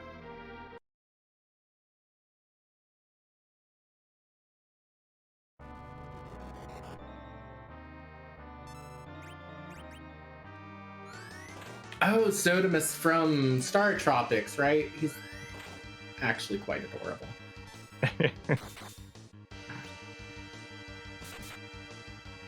A cherry Zoda, kind of. Exactly. I mean, he's adorable. He's just a little guy. Just leave him alone. I don't think Wewbear is going to do anything resembling leaving Zoda alone. Definitely not. Meanwhile, over on Khobahi's side, has elected to go up this tower, so is going to take that Wyvern out. That will be boss number 6 here. So is going to get that Legend Sword as well, which unfortunately we know is only going to lead to a Sunrise, so nothing really major there, but Khobahi has done a very good job of kind of righting the ship and getting back on track here. It's unfortunate that that's coming at the time when Wewbear's already in the final boss, but definite shout outs to him for, you know, managing to kind of get back on track here. Yeah, for sure. Looking like choosing not to do the top of the tower. It's a risk we know will pay off. The top of the tower only ended up being, I think, that magma key, or possibly that rat tail that led to the magma key. Yep. So nothing really lost for doing that. The big question is, where does Khobahi go from here? Does he go up and just do Twin Heart, or does he go straight to the moon and say, I got 6 bosses, there's probably going to be one up there. We know Baigen's up there, or buried in Luca Cave, so, or buried behind the package, so pretty high likelihood. Or on the giant. So there's no guarantee, but it could be a good play to make, given the number of boss spots. I was really confident when I started talking about that, and slowly lost confidence as it went closer and closer to a 50-50 shot. Wewbear, very stable here. Porum probably not going to survive an unnerfed Big Bang at this point in time, but the other 3 should very easily survive it, and that's just going to be just the other 2 swing, and this fight will be over. Oh, Rosa goes down as well. By about 100 damage, too much. And I believe both of these folks are Berserk, so this could get a little more interesting. Oh, the black hole will go out, so we will have a chance to recover on Wewbear's side. Should be all right at this point in time. Just got to get that life potion thrown up there. The big worry there would have been the combo platter, but it looks like we're not. Well, never mind. There's the combo platter. We're going to need to get a cure out and then some more damage out. Let's see the order that Wu chooses to do this. Well, we see yep, I was just thinking those elixirs aren't going to do you any good after the Zoda fight. However, it looks like this could be, yep. And that's just one of those things where you kind of hit the road in just slightly the wrong way and it doesn't quite work out for you. Should be able to get through this with another attempt here. It's just unfortunate that one went bad with that high roll onto the Rosa for almost, was it 2,300 at 2,200 there. So let's see how round 2 goes. But meanwhile, Khobahi's looking like he might head back down Feymarch. Nope, gonna do a bit more grind. Yeah, that Rosa survives there, and I think the vast majority of times, if you were to re-roll that over and over again, I think she lives most times. I'm not sure if Wu used the apple the first time around, because I did notice it in his inventory when he used the pass, but he did feed Rosa an apple this time. I believe so. I believe 2213 was what her health was at for that last attempt. So I think that he would have used the apple last time as well and just not saved afterwards. Yeah, that sounds right.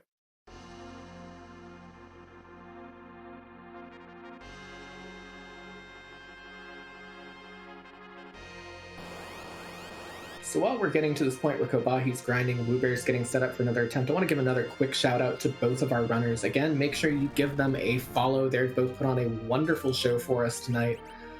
And also make sure you give a follow to the rest of the Restream team. Remember, behind the scenes on the actual Restream is Neobari, and on the tracking is Rybon, both doing an excellent job of keeping us going here and allowing us to put on this show for you tonight. And of course, shout outs, of course, to my co-commentator Microcorgs. It's been a pleasure as always. Right back at you, Nth. Fun race to watch. First one in the Red Moon bracket. And we're seeing essentially the power of the Crystal Sword. That one decision, easy to support the decision one way or the other. And Wewbear just happened to hit that big Crystal Sword. And we can see it swinging away for over 4K damage. I believe it's going to tip up into the 5K range as well. We'll see how high those numbers end up going. Absolutely. There was a question in chat. Is the levels on Rydia affecting Z or not?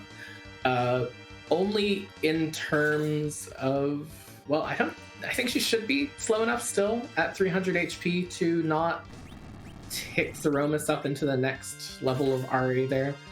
I think it's when you get around to like 15, 16, somewhere in there, that it becomes a problem, and I don't think that she has enough levels there to really hit that issue.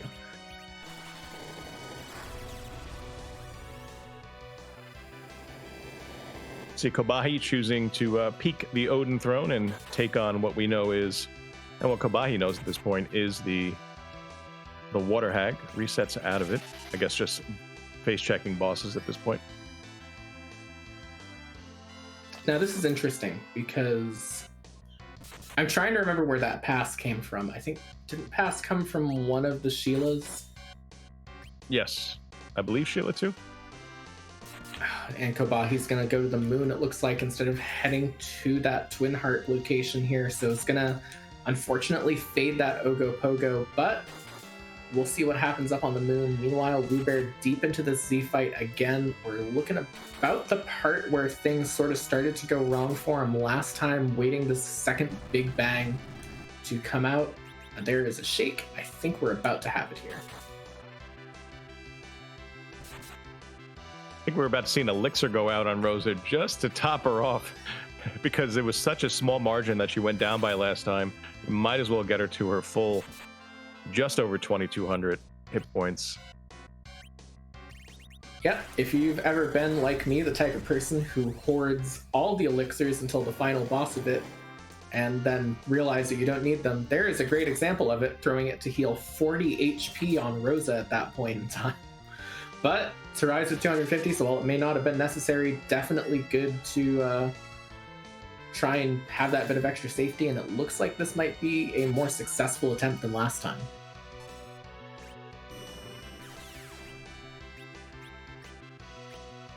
Yep, huge difference having your white mage up when that black hole comes out. We'll see if also we go straight into Meteo at this point like we did last time.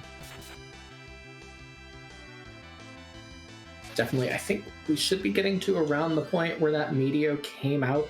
Right about now, we might have had a few lower rolls, but there it is. There are the rocks. Wewbear should just be on the victory lap portion of this fight at this point to be the winner of the first match in the Red Moon waxing bracket here in Zemus Zone 5.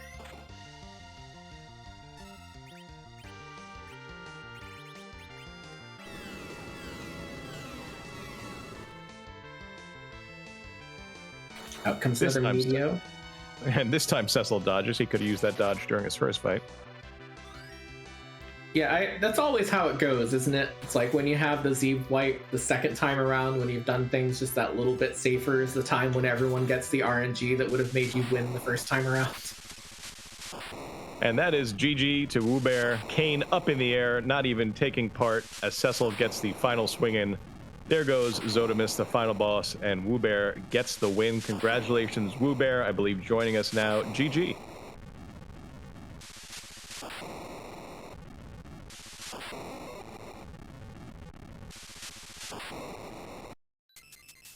Sorry, thank you. Forgot my mic was muted. Hi. How you doing? So, Doing do you alright. have a favorite weapon in this game? I don't know. A couple come to mind. Like Spear is okay. Pretty good. Yeah, I like the Dwarf Axe. I guess Crystal Mhm. Sword's like average at best, but I'm take hoping 'em. it makes your top 5. Yeah, but yeah, that crystal sword, just giving you so much power there. Did you think you would hit on your first trap chest? No. I was planning on doing them all, but I was like, all right, guess I'm good. No more boxes for me. I could have been greedy and looked for an Avenger or something, but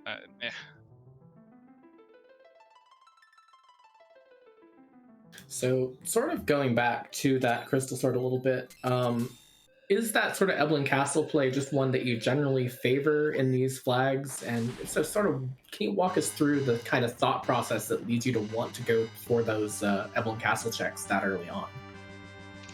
Yeah. I haven't done any Red Moon seeds prior to this, and I asked Possum and Solaris, and they're like, 50-50. So I was like, all right, I'll do it. We just also had a question from Rybon in chat real quick of how much did your heart rate jump when you nearly went to the Wyvern in the super cannon? No, see, I'm what they call a professional, and I was all calculated. I knew the damage numbers to the decimal point, so it was cool. Definitely didn't almost have a heart attack. I believe Cecil it was either 91 or 61 HP at the end of that attack, and I was actually no, it was definitely in the double digits, and I was in the middle of wondering where you had saved last and about to call out that wipe when I blinked and Cecil was still standing. That was pretty amazing. Yet he couldn't dodge a measly Meteo. He did at the end when it didn't matter, but yeah. Right. It's very sad. I was hoping to get at least the elixir off. If I got that off, it was fine. I could have just Bacchused and probably would have got a swing. I don't know how low it was. It must have been pretty low, but whatever. It happens. It was kind of a trolley go mode, and Khobahi's like a very good player, and he didn't dot done at that point when I looked, so I was like, all right, I'm going to play the safe because I'm assuming he probably didn't do Twin Harp or he got Darkness or something from somewhere. So that's why I was like a little bit safer at the end, just throwing out Cure 4s nonstop. Definitely, that safety can just be the best strategy in that case, and this case did pay off. He did find the Darkness Crystal out of that Octomam fight in the Feymarch. Were you at any point in time tempted to do those Feymarch fights while you were down there, or were those just things that you were always at that point in time going to say, no way I'm doing that? Oh, no, God, no, absolutely not. I figured I would either get Darkness Crystal off of the Pan and Rat Tail, or I wouldn't. And if I didn't, I would go do them, but obviously Twin Harp was on route included in that. But then I ended up getting pass and go mode, so I was like, all right. And thankfully, Sirens were in Dwarf, because I don't know what I was gonna. Actually, I was gonna probably do Sylph Cave for a bit of a grind if that didn't have Sirens, but yeah, I didn't end up having to do that. So with Khobahi not having a dot done in yet, you were talking about playing it safe with the Cure 4s. What was your philosophy with the grind at that point? Did you have a target number for, say, Rosa in mind? Yeah, just a little over 2,000. Usually I'm happy with. Unfortunately, she didn't have any gear at all, and she got sniped by the Big Bang in the first fight, which is unfortunate. But yeah, usually I'm pretty happy. I considered going in lower and just going for like nerfs, but the extra levels doesn't hurt on Cecil either, so. Yeah, when you have the power couple, you can usually go in pretty low if you wanted to, but and you kind of chose, I guess, kind of a medium route. You didn't get Rosa to that absolute safety, but I was pretty surprised when she wiped to that Big Bang, basically again by less than 100. So you used up all of your RNG luck on that Wyvern. Yeah, unfortunately, yeah, I was aiming for like not seeing the like Big Bang into Meteo, and then that would be fine. Not seeing the black hole. The black hole, unfortunately, was the killer in the first fight. Definitely. So with this win, you are moving on into the waxing bracket round of 32. You're going to have your match up against Klopfer. Are you looking forward to that match? And what's your thoughts going into it? I'm looking forward to all my matches. No thoughts really. Maybe I'll get a couple more, like couple actual practice games in before then.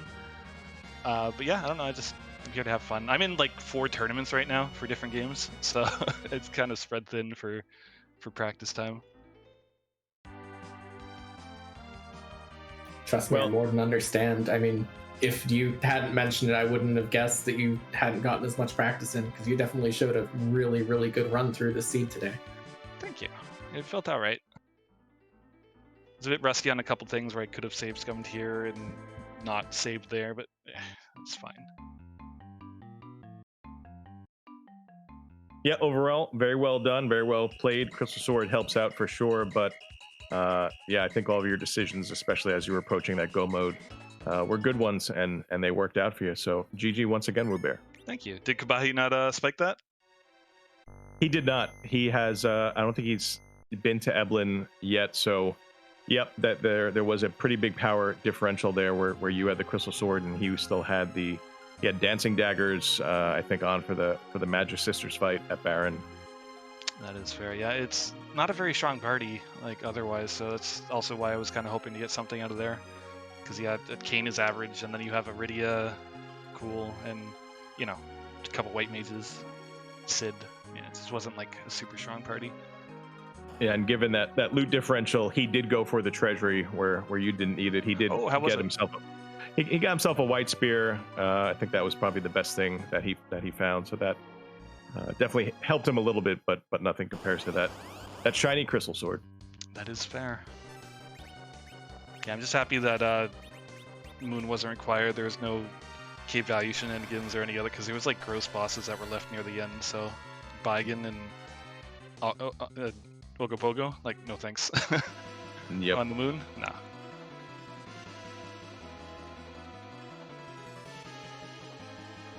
Well, thank you again for a wonderful run. Again, GG's on your win. Did you have any final thoughts for us, Wewbear?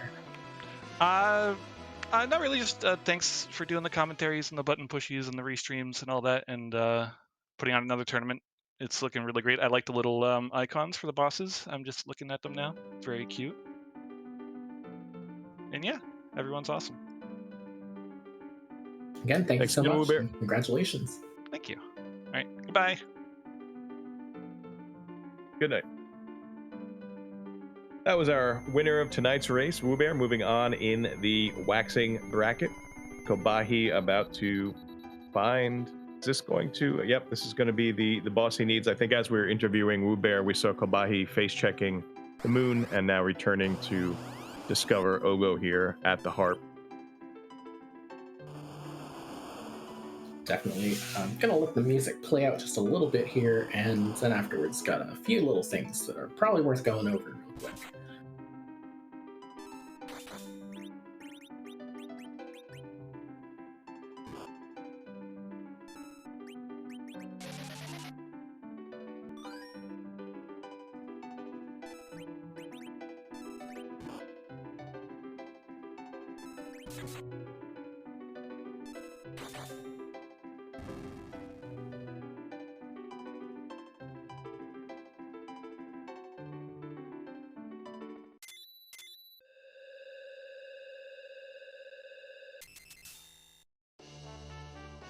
So we did have a question in chat during the interview of, is this a 1v1 or are there other runners right now we aren't seeing? This is a 1v1. I think it's probably worth noting a little bit. The tournament format that we have this time around is different to some of the other tournaments that we have run.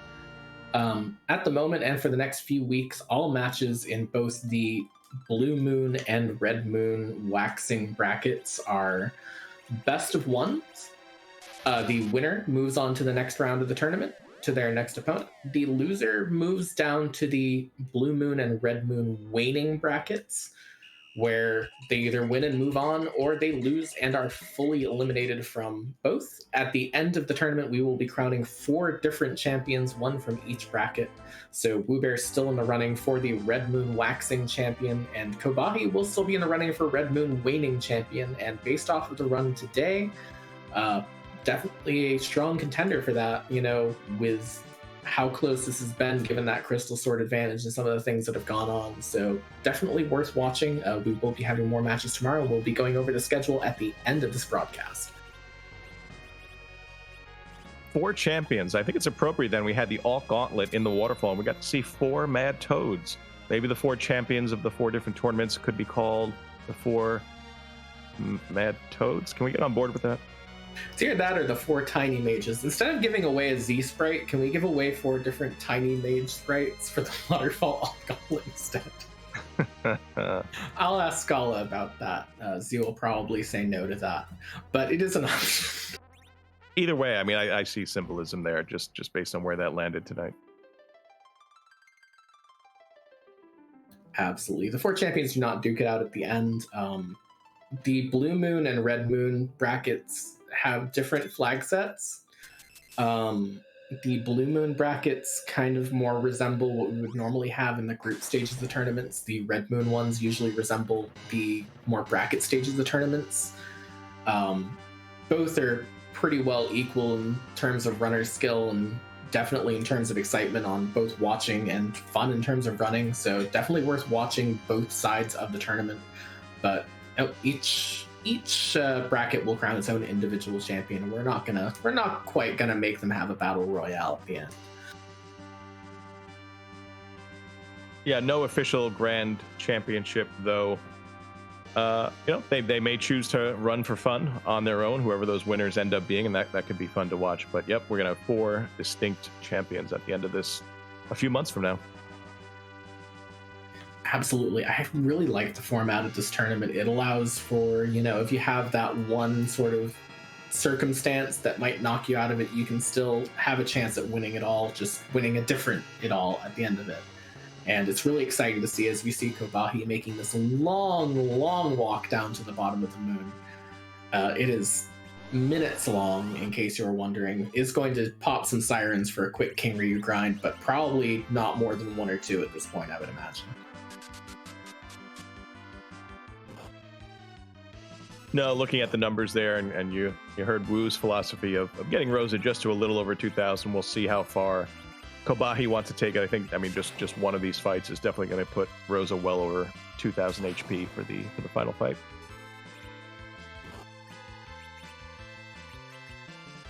Definitely. I mean, we saw on Wewbear's side that even when you think you're safe with that Rosa sitting at 2,200 HP, she's not always safe, so might as well take that bit of an extra time here at this point in time. It's going to be interesting seeing the differences in how this Z fight goes. The question of whether or not Khobahi will be trying to maybe nerf some of the big bangs to try and keep that Rydia alive a bit longer, maybe do some damage with her, maybe tempted to grind her up to nuke here instead of sort of leaving her down. It is a real big question because he has still not found anything good for that Cecil. I think that Cecil is still swinging a rune axe. That's what it looked like to me. I think we saw a green axe blade come out. I would assume the Cane has the white spear, and a rune axe and a white spear can get the job done. Won't be quite as quick when you don't have the big holy sword.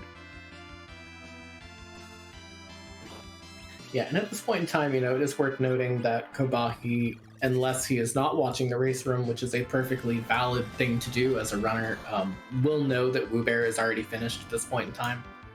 So knows that there's no real pressure to go any faster than he needs to. Might as well just finish out the seed at this point in time and make sure that you end it on a high note a little bit instead of possibly risking it and taking it down the way, but is just going to take that King Ryu fight and head on down. So we'll be seeing his Z fight very soon. See if Khobahi chooses to do any party adjustments. Looks like he's happy with their setup as is. And yep, heading down to that lunar core and the crystal tiles, heading down to Zeromus.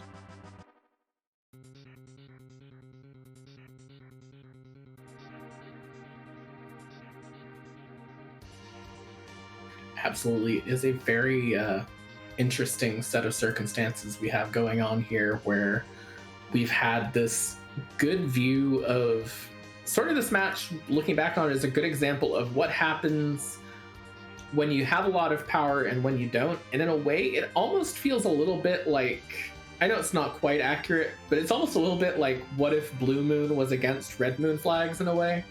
Because you expect to hit that crystal sword in Castle Eblin with T. Wildish on. like, or at least hit next cal or something. It's almost more rare that you don't, in some ways, hit on that crystal sword at some point. Red Moon, you expect to not hit it, and so it's kind of a good vision of how maybe in like the two different flag sets things kind of play out in different ways, and maybe you're a bit faster over on the Blue Moon side of things. Yeah, it's amazing what those big attack numbers can do in terms of speeding up your path through a seed. Because Wewbear had that crystal sword, it was definitely under the half-hour mark. Was it within 20 minutes? Somewhere in the 20, 25 minute, right? I don't remember the exact time, but it was very, very early in the seed. Absolutely. And I think one of the things that, Adamant Cup back in spring kind of showed us is that there is still a lot of skill at play in high-powered matches, too.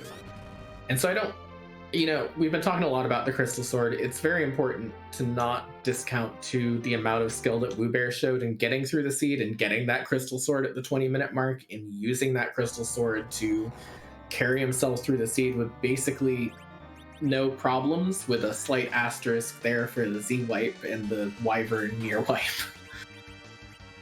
So yeah, it's a good example of that level of skill there.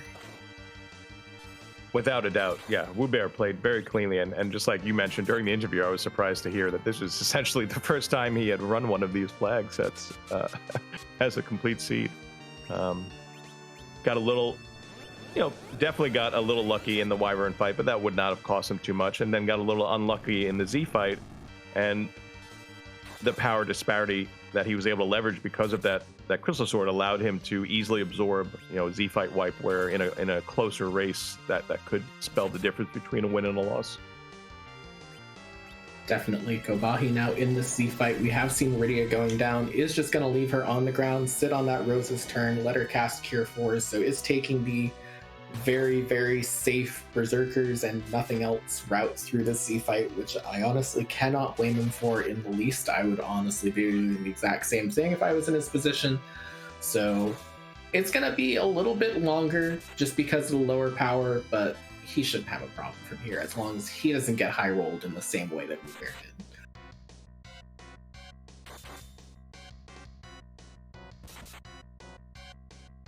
Like doing anywhere from about 4 to 5k a round with the melee fighters, and looks like he's opting to nerf. So we saw the shake, we saw him queue up a Thor Rage with Rosa.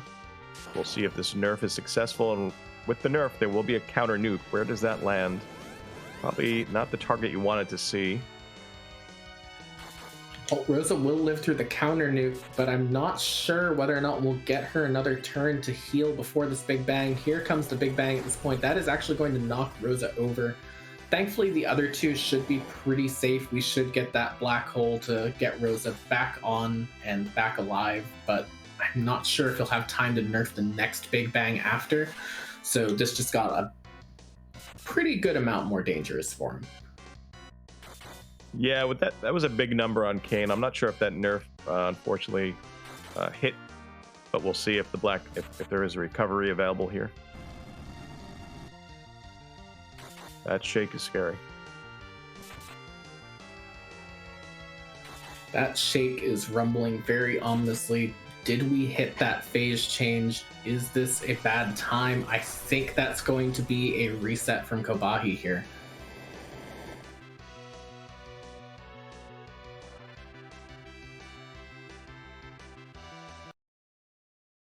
That was just a very deeply unfortunate place to have that phase. Yeah, it's dangerous.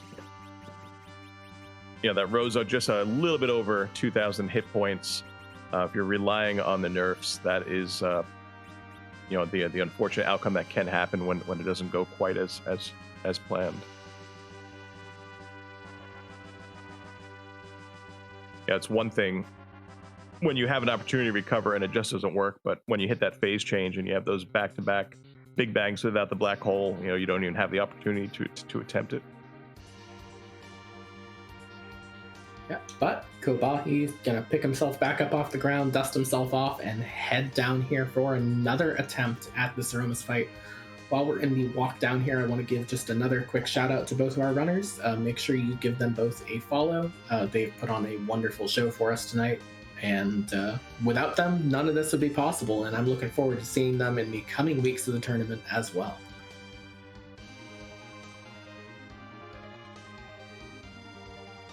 Both will have races after this. Wewbear continuing on in the waxing portion of the Red Moon bracket, and Khobahi will be in the waning portion. And like you said, facing either one of these runners, no matter what side of the bracket you're in, is going to be a tall order. Lots of heavy competition in both Red and Blue Moons. Absolutely. Wewbear's going to be going on to face Klopfer in next week in the round of 32 for Red Moon. Meanwhile, Khobahi will be heading down to the waning bracket, which is going to have a week off next week. So he will not be playing next week in any matches. In 2 weeks, he will be facing the loser of the Zald versus Solaris match. So very exciting match, that one. I'm very much looking forward to seeing it, and then very much looking forward to seeing down in the waning bracket, whoever does not make it through that particular waxing round match, who is going to be up against Khobahi as well, because both of those are going to be very good matches to see. And that, to me, is another one of the great benefits of this format, is that I've enjoyed watching Khobahi. I'm going to get another chance in 2 weeks.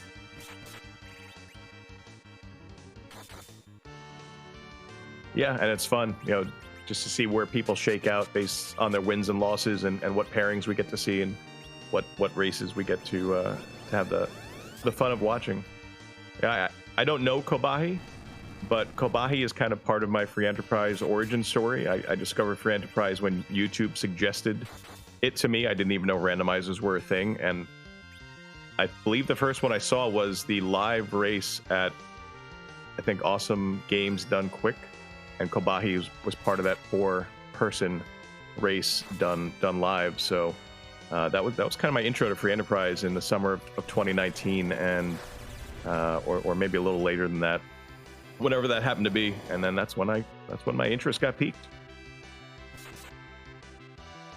Definitely. I mean, it's great to see him back either way, and no matter what happens in the rest of this tournament, we hope that we'll see him in the future tournaments as well. Obviously, we're going to have more tournaments after this one. There's always another chance. There's always the club season in between tournaments as well for runners to show off all their skills. And, this has been a wonderful match to start off the Red Moon with.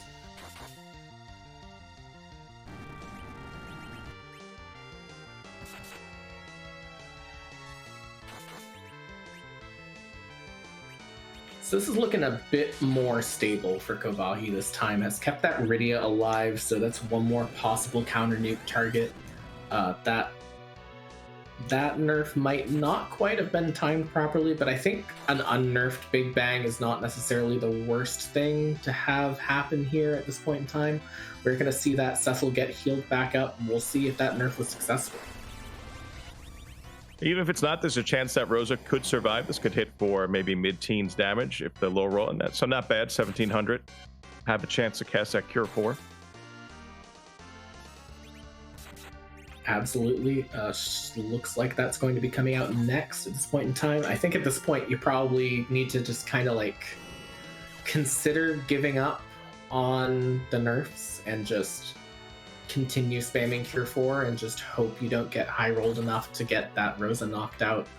I think with only 3 alive, it's maybe a bit sketchy. You could maybe pull up that Rydia again with a life pot off of one of the other party members here, and it looks like that might be... Nope, gonna drop another Cure 3 on that Rosa here. Do extra safety, re-berserk that Kane, so it looks like that might be the play now, and it looks like nerfing might be over at this point.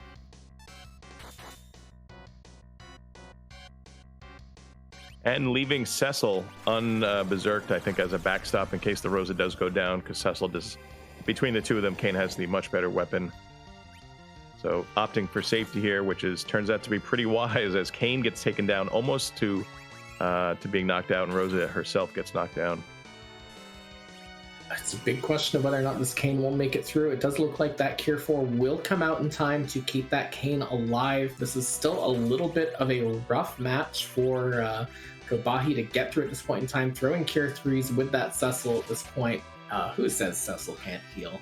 Cecil is doing all the healing right now. We are going to keep that Kane going at this point. That Cure 3 is going to land on him, and we can just get right back to doing damage. There is another nuke. It's going to land on Rosa. Shrug it off, Rosa. Come on. Oh, that was a big hit.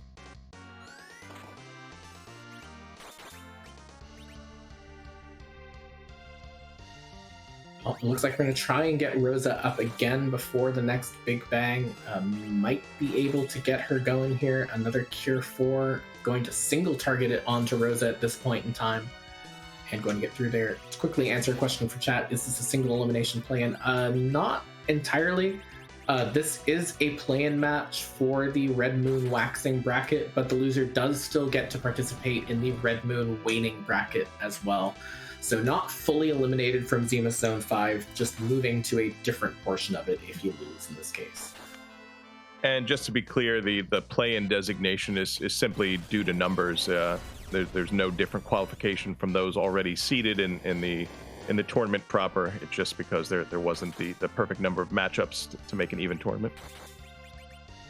Absolutely. It's sort of the problem of being slightly more popular in terms of runners than a 64 and 32 person bracket would have enabled, and I think we just left us with a few matches this week to just determine how that round of 64 and round of 32 is going to start next week. Could be potentially a very important elixir thrown on Kane as Zodamus shakes again. Rosa's down. Cecil's on the edge of survivability for this Big Bang. I'm hoping Cecil stays up. Kane definitely will. And Cecil does as well. Kind of a low roll on Cecil, so not bad there. Yep, the other elixir coming out, going to land on the Cecil at this point in time. Here comes another black hole, going to knock that Kane out of Berserk. So that damage is going to come to a halt for a little bit. This is still recoverable. It's a little bit of a tough fight, a little bit of a rough fight, but still very, very doable. Here are the rocks. I think we're fine. It depends on whether or not this Kane gets hit. That Kane dodges. I think we're okay now. Big dodge, yep. Big dodge, yep. I expect another flagon of wine to be consumed by Kane. Another meteor comes out, but I'm hoping that Cecil and Kane have enough hit points to weather that, and then Cecil can continue his white mage duties. We do. It looks like we're going to get another Cure 3 onto Kane. This next meteor might take out Cecil, but Kane should be able to do enough damage to take out the rest of the boss from here. We'll see. Here comes another meteor that is going to go ahead and roll 951 on Cecil. Cecil's still alive. Kane's still alive as well, but the fight is over. What a tremendous Z fight there by Khobahi at the end, just showing how it's done, how you gut through a fight when you don't have necessarily the top tier weapons or the highest level. So well done, and GG. We're joined now by Khobahi. GG, Khobahi. Thank you. A bit of a rough run by my standards and a few bad decisions, but it worked out a little. I didn't win, but I finished.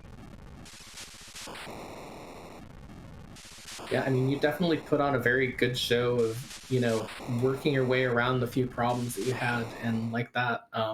Tell me what your thoughts were on your sort of party composition that you ended up with, where you didn't really hit on any of those sort of really good high-tier Berserker items. Yeah, I mean, by the time I found, I guess it was the spear for Kane that really kind of was the only thing I had. Cecil was throwing a dancing dagger forever, it felt like, at the very beginning. And I just never found anything for him, and it just got to a point where I felt like I'd looted too much, and if I could get to the end of the game, I could beat it with what I had, so I just kind of tried to keep going at that point.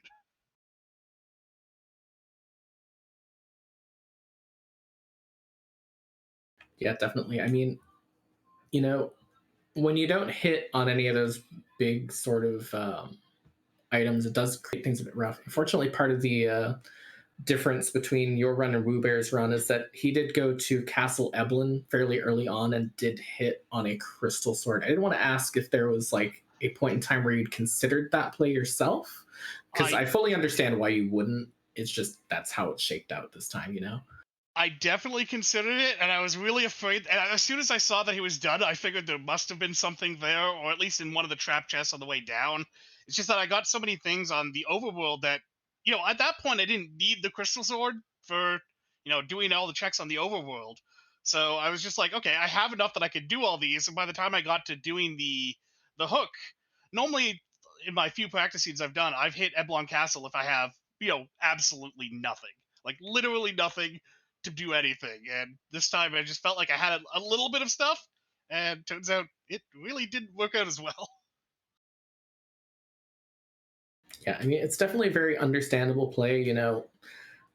It's not one of those things where you look at it and it's like, oh, you should have gone there. It's a gamble, and it didn't quite, well, I guess it paid off for Wewbear, didn't quite pay off for you in this particular case. But I do want to sort of go back a little bit to some of the routing decisions that you made that were really interesting to me.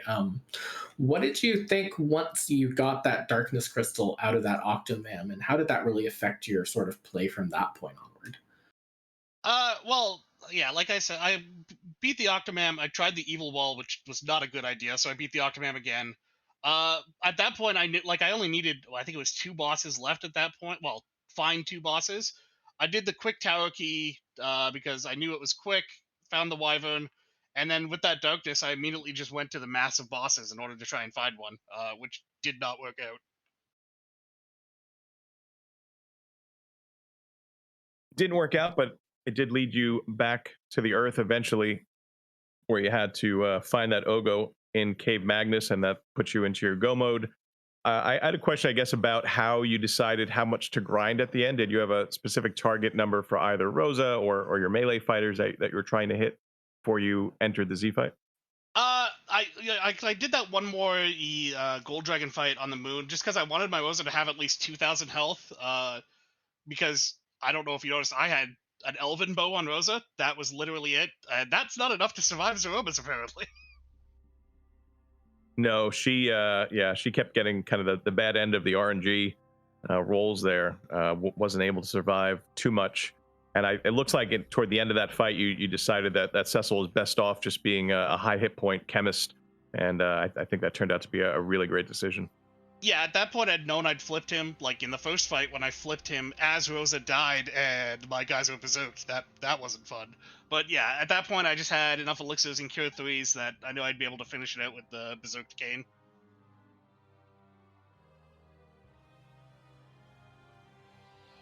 Yeah, definitely. I mean, you showed a great amount of skill throughout the seed. This does mean that you'll be moving to the Red Moon waning bracket in a couple of weeks. We'll not have a match next week where you'll be facing the loser of the Zald versus Solaris match. Are you looking forward to that match? And do you have any preferences for who you'd end up against in that case? I mean, anyone that signed up for Red Moon has shown in the past or that they're willing to do these hard seeds. So either one of them is going to be tough. I only got a couple practice seeds in myself, and only one ever with Cecil, which was also fun.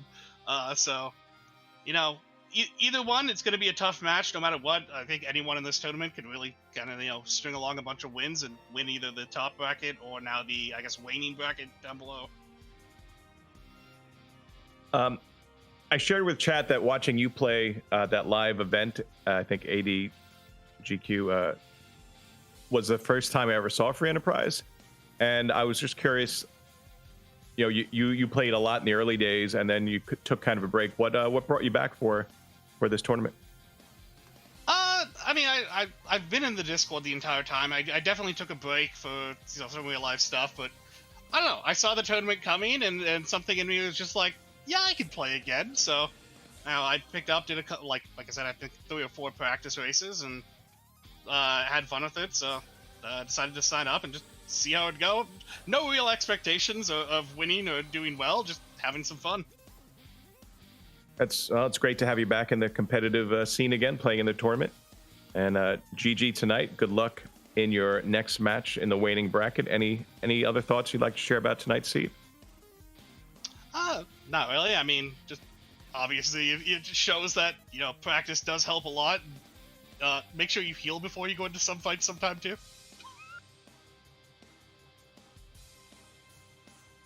Absolutely. I mean, you never know when that one fight's just going to be the one that's like, yeah, you thought you were going to be fine with this, didn't you? You are absolutely not.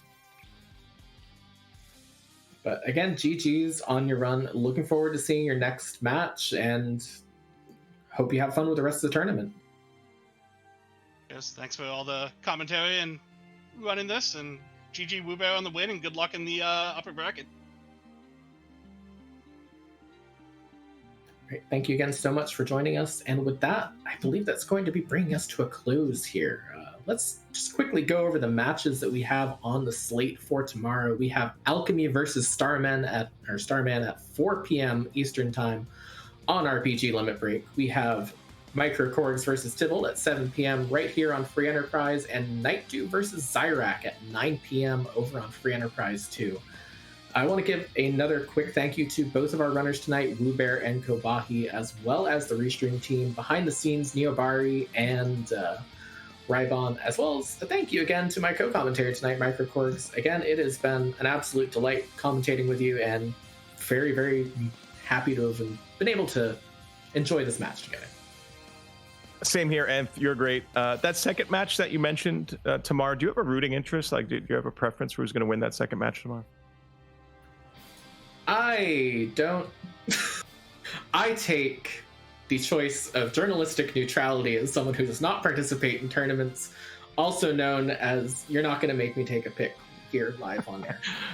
I can't blame me for trying, but yeah, looking forward to watching the matches and competing myself, and I hope everyone enjoyed tonight's first Red Moon race, and there's plenty more to come in the weeks and months ahead.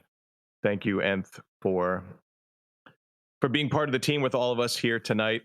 And it sounds like we're about to kick you off to a raid. The races might be over tonight, but the Free Enterprise keeps going. We're going to raid community member Tallgrat, who's doing a ZZ5 Blue Moon async.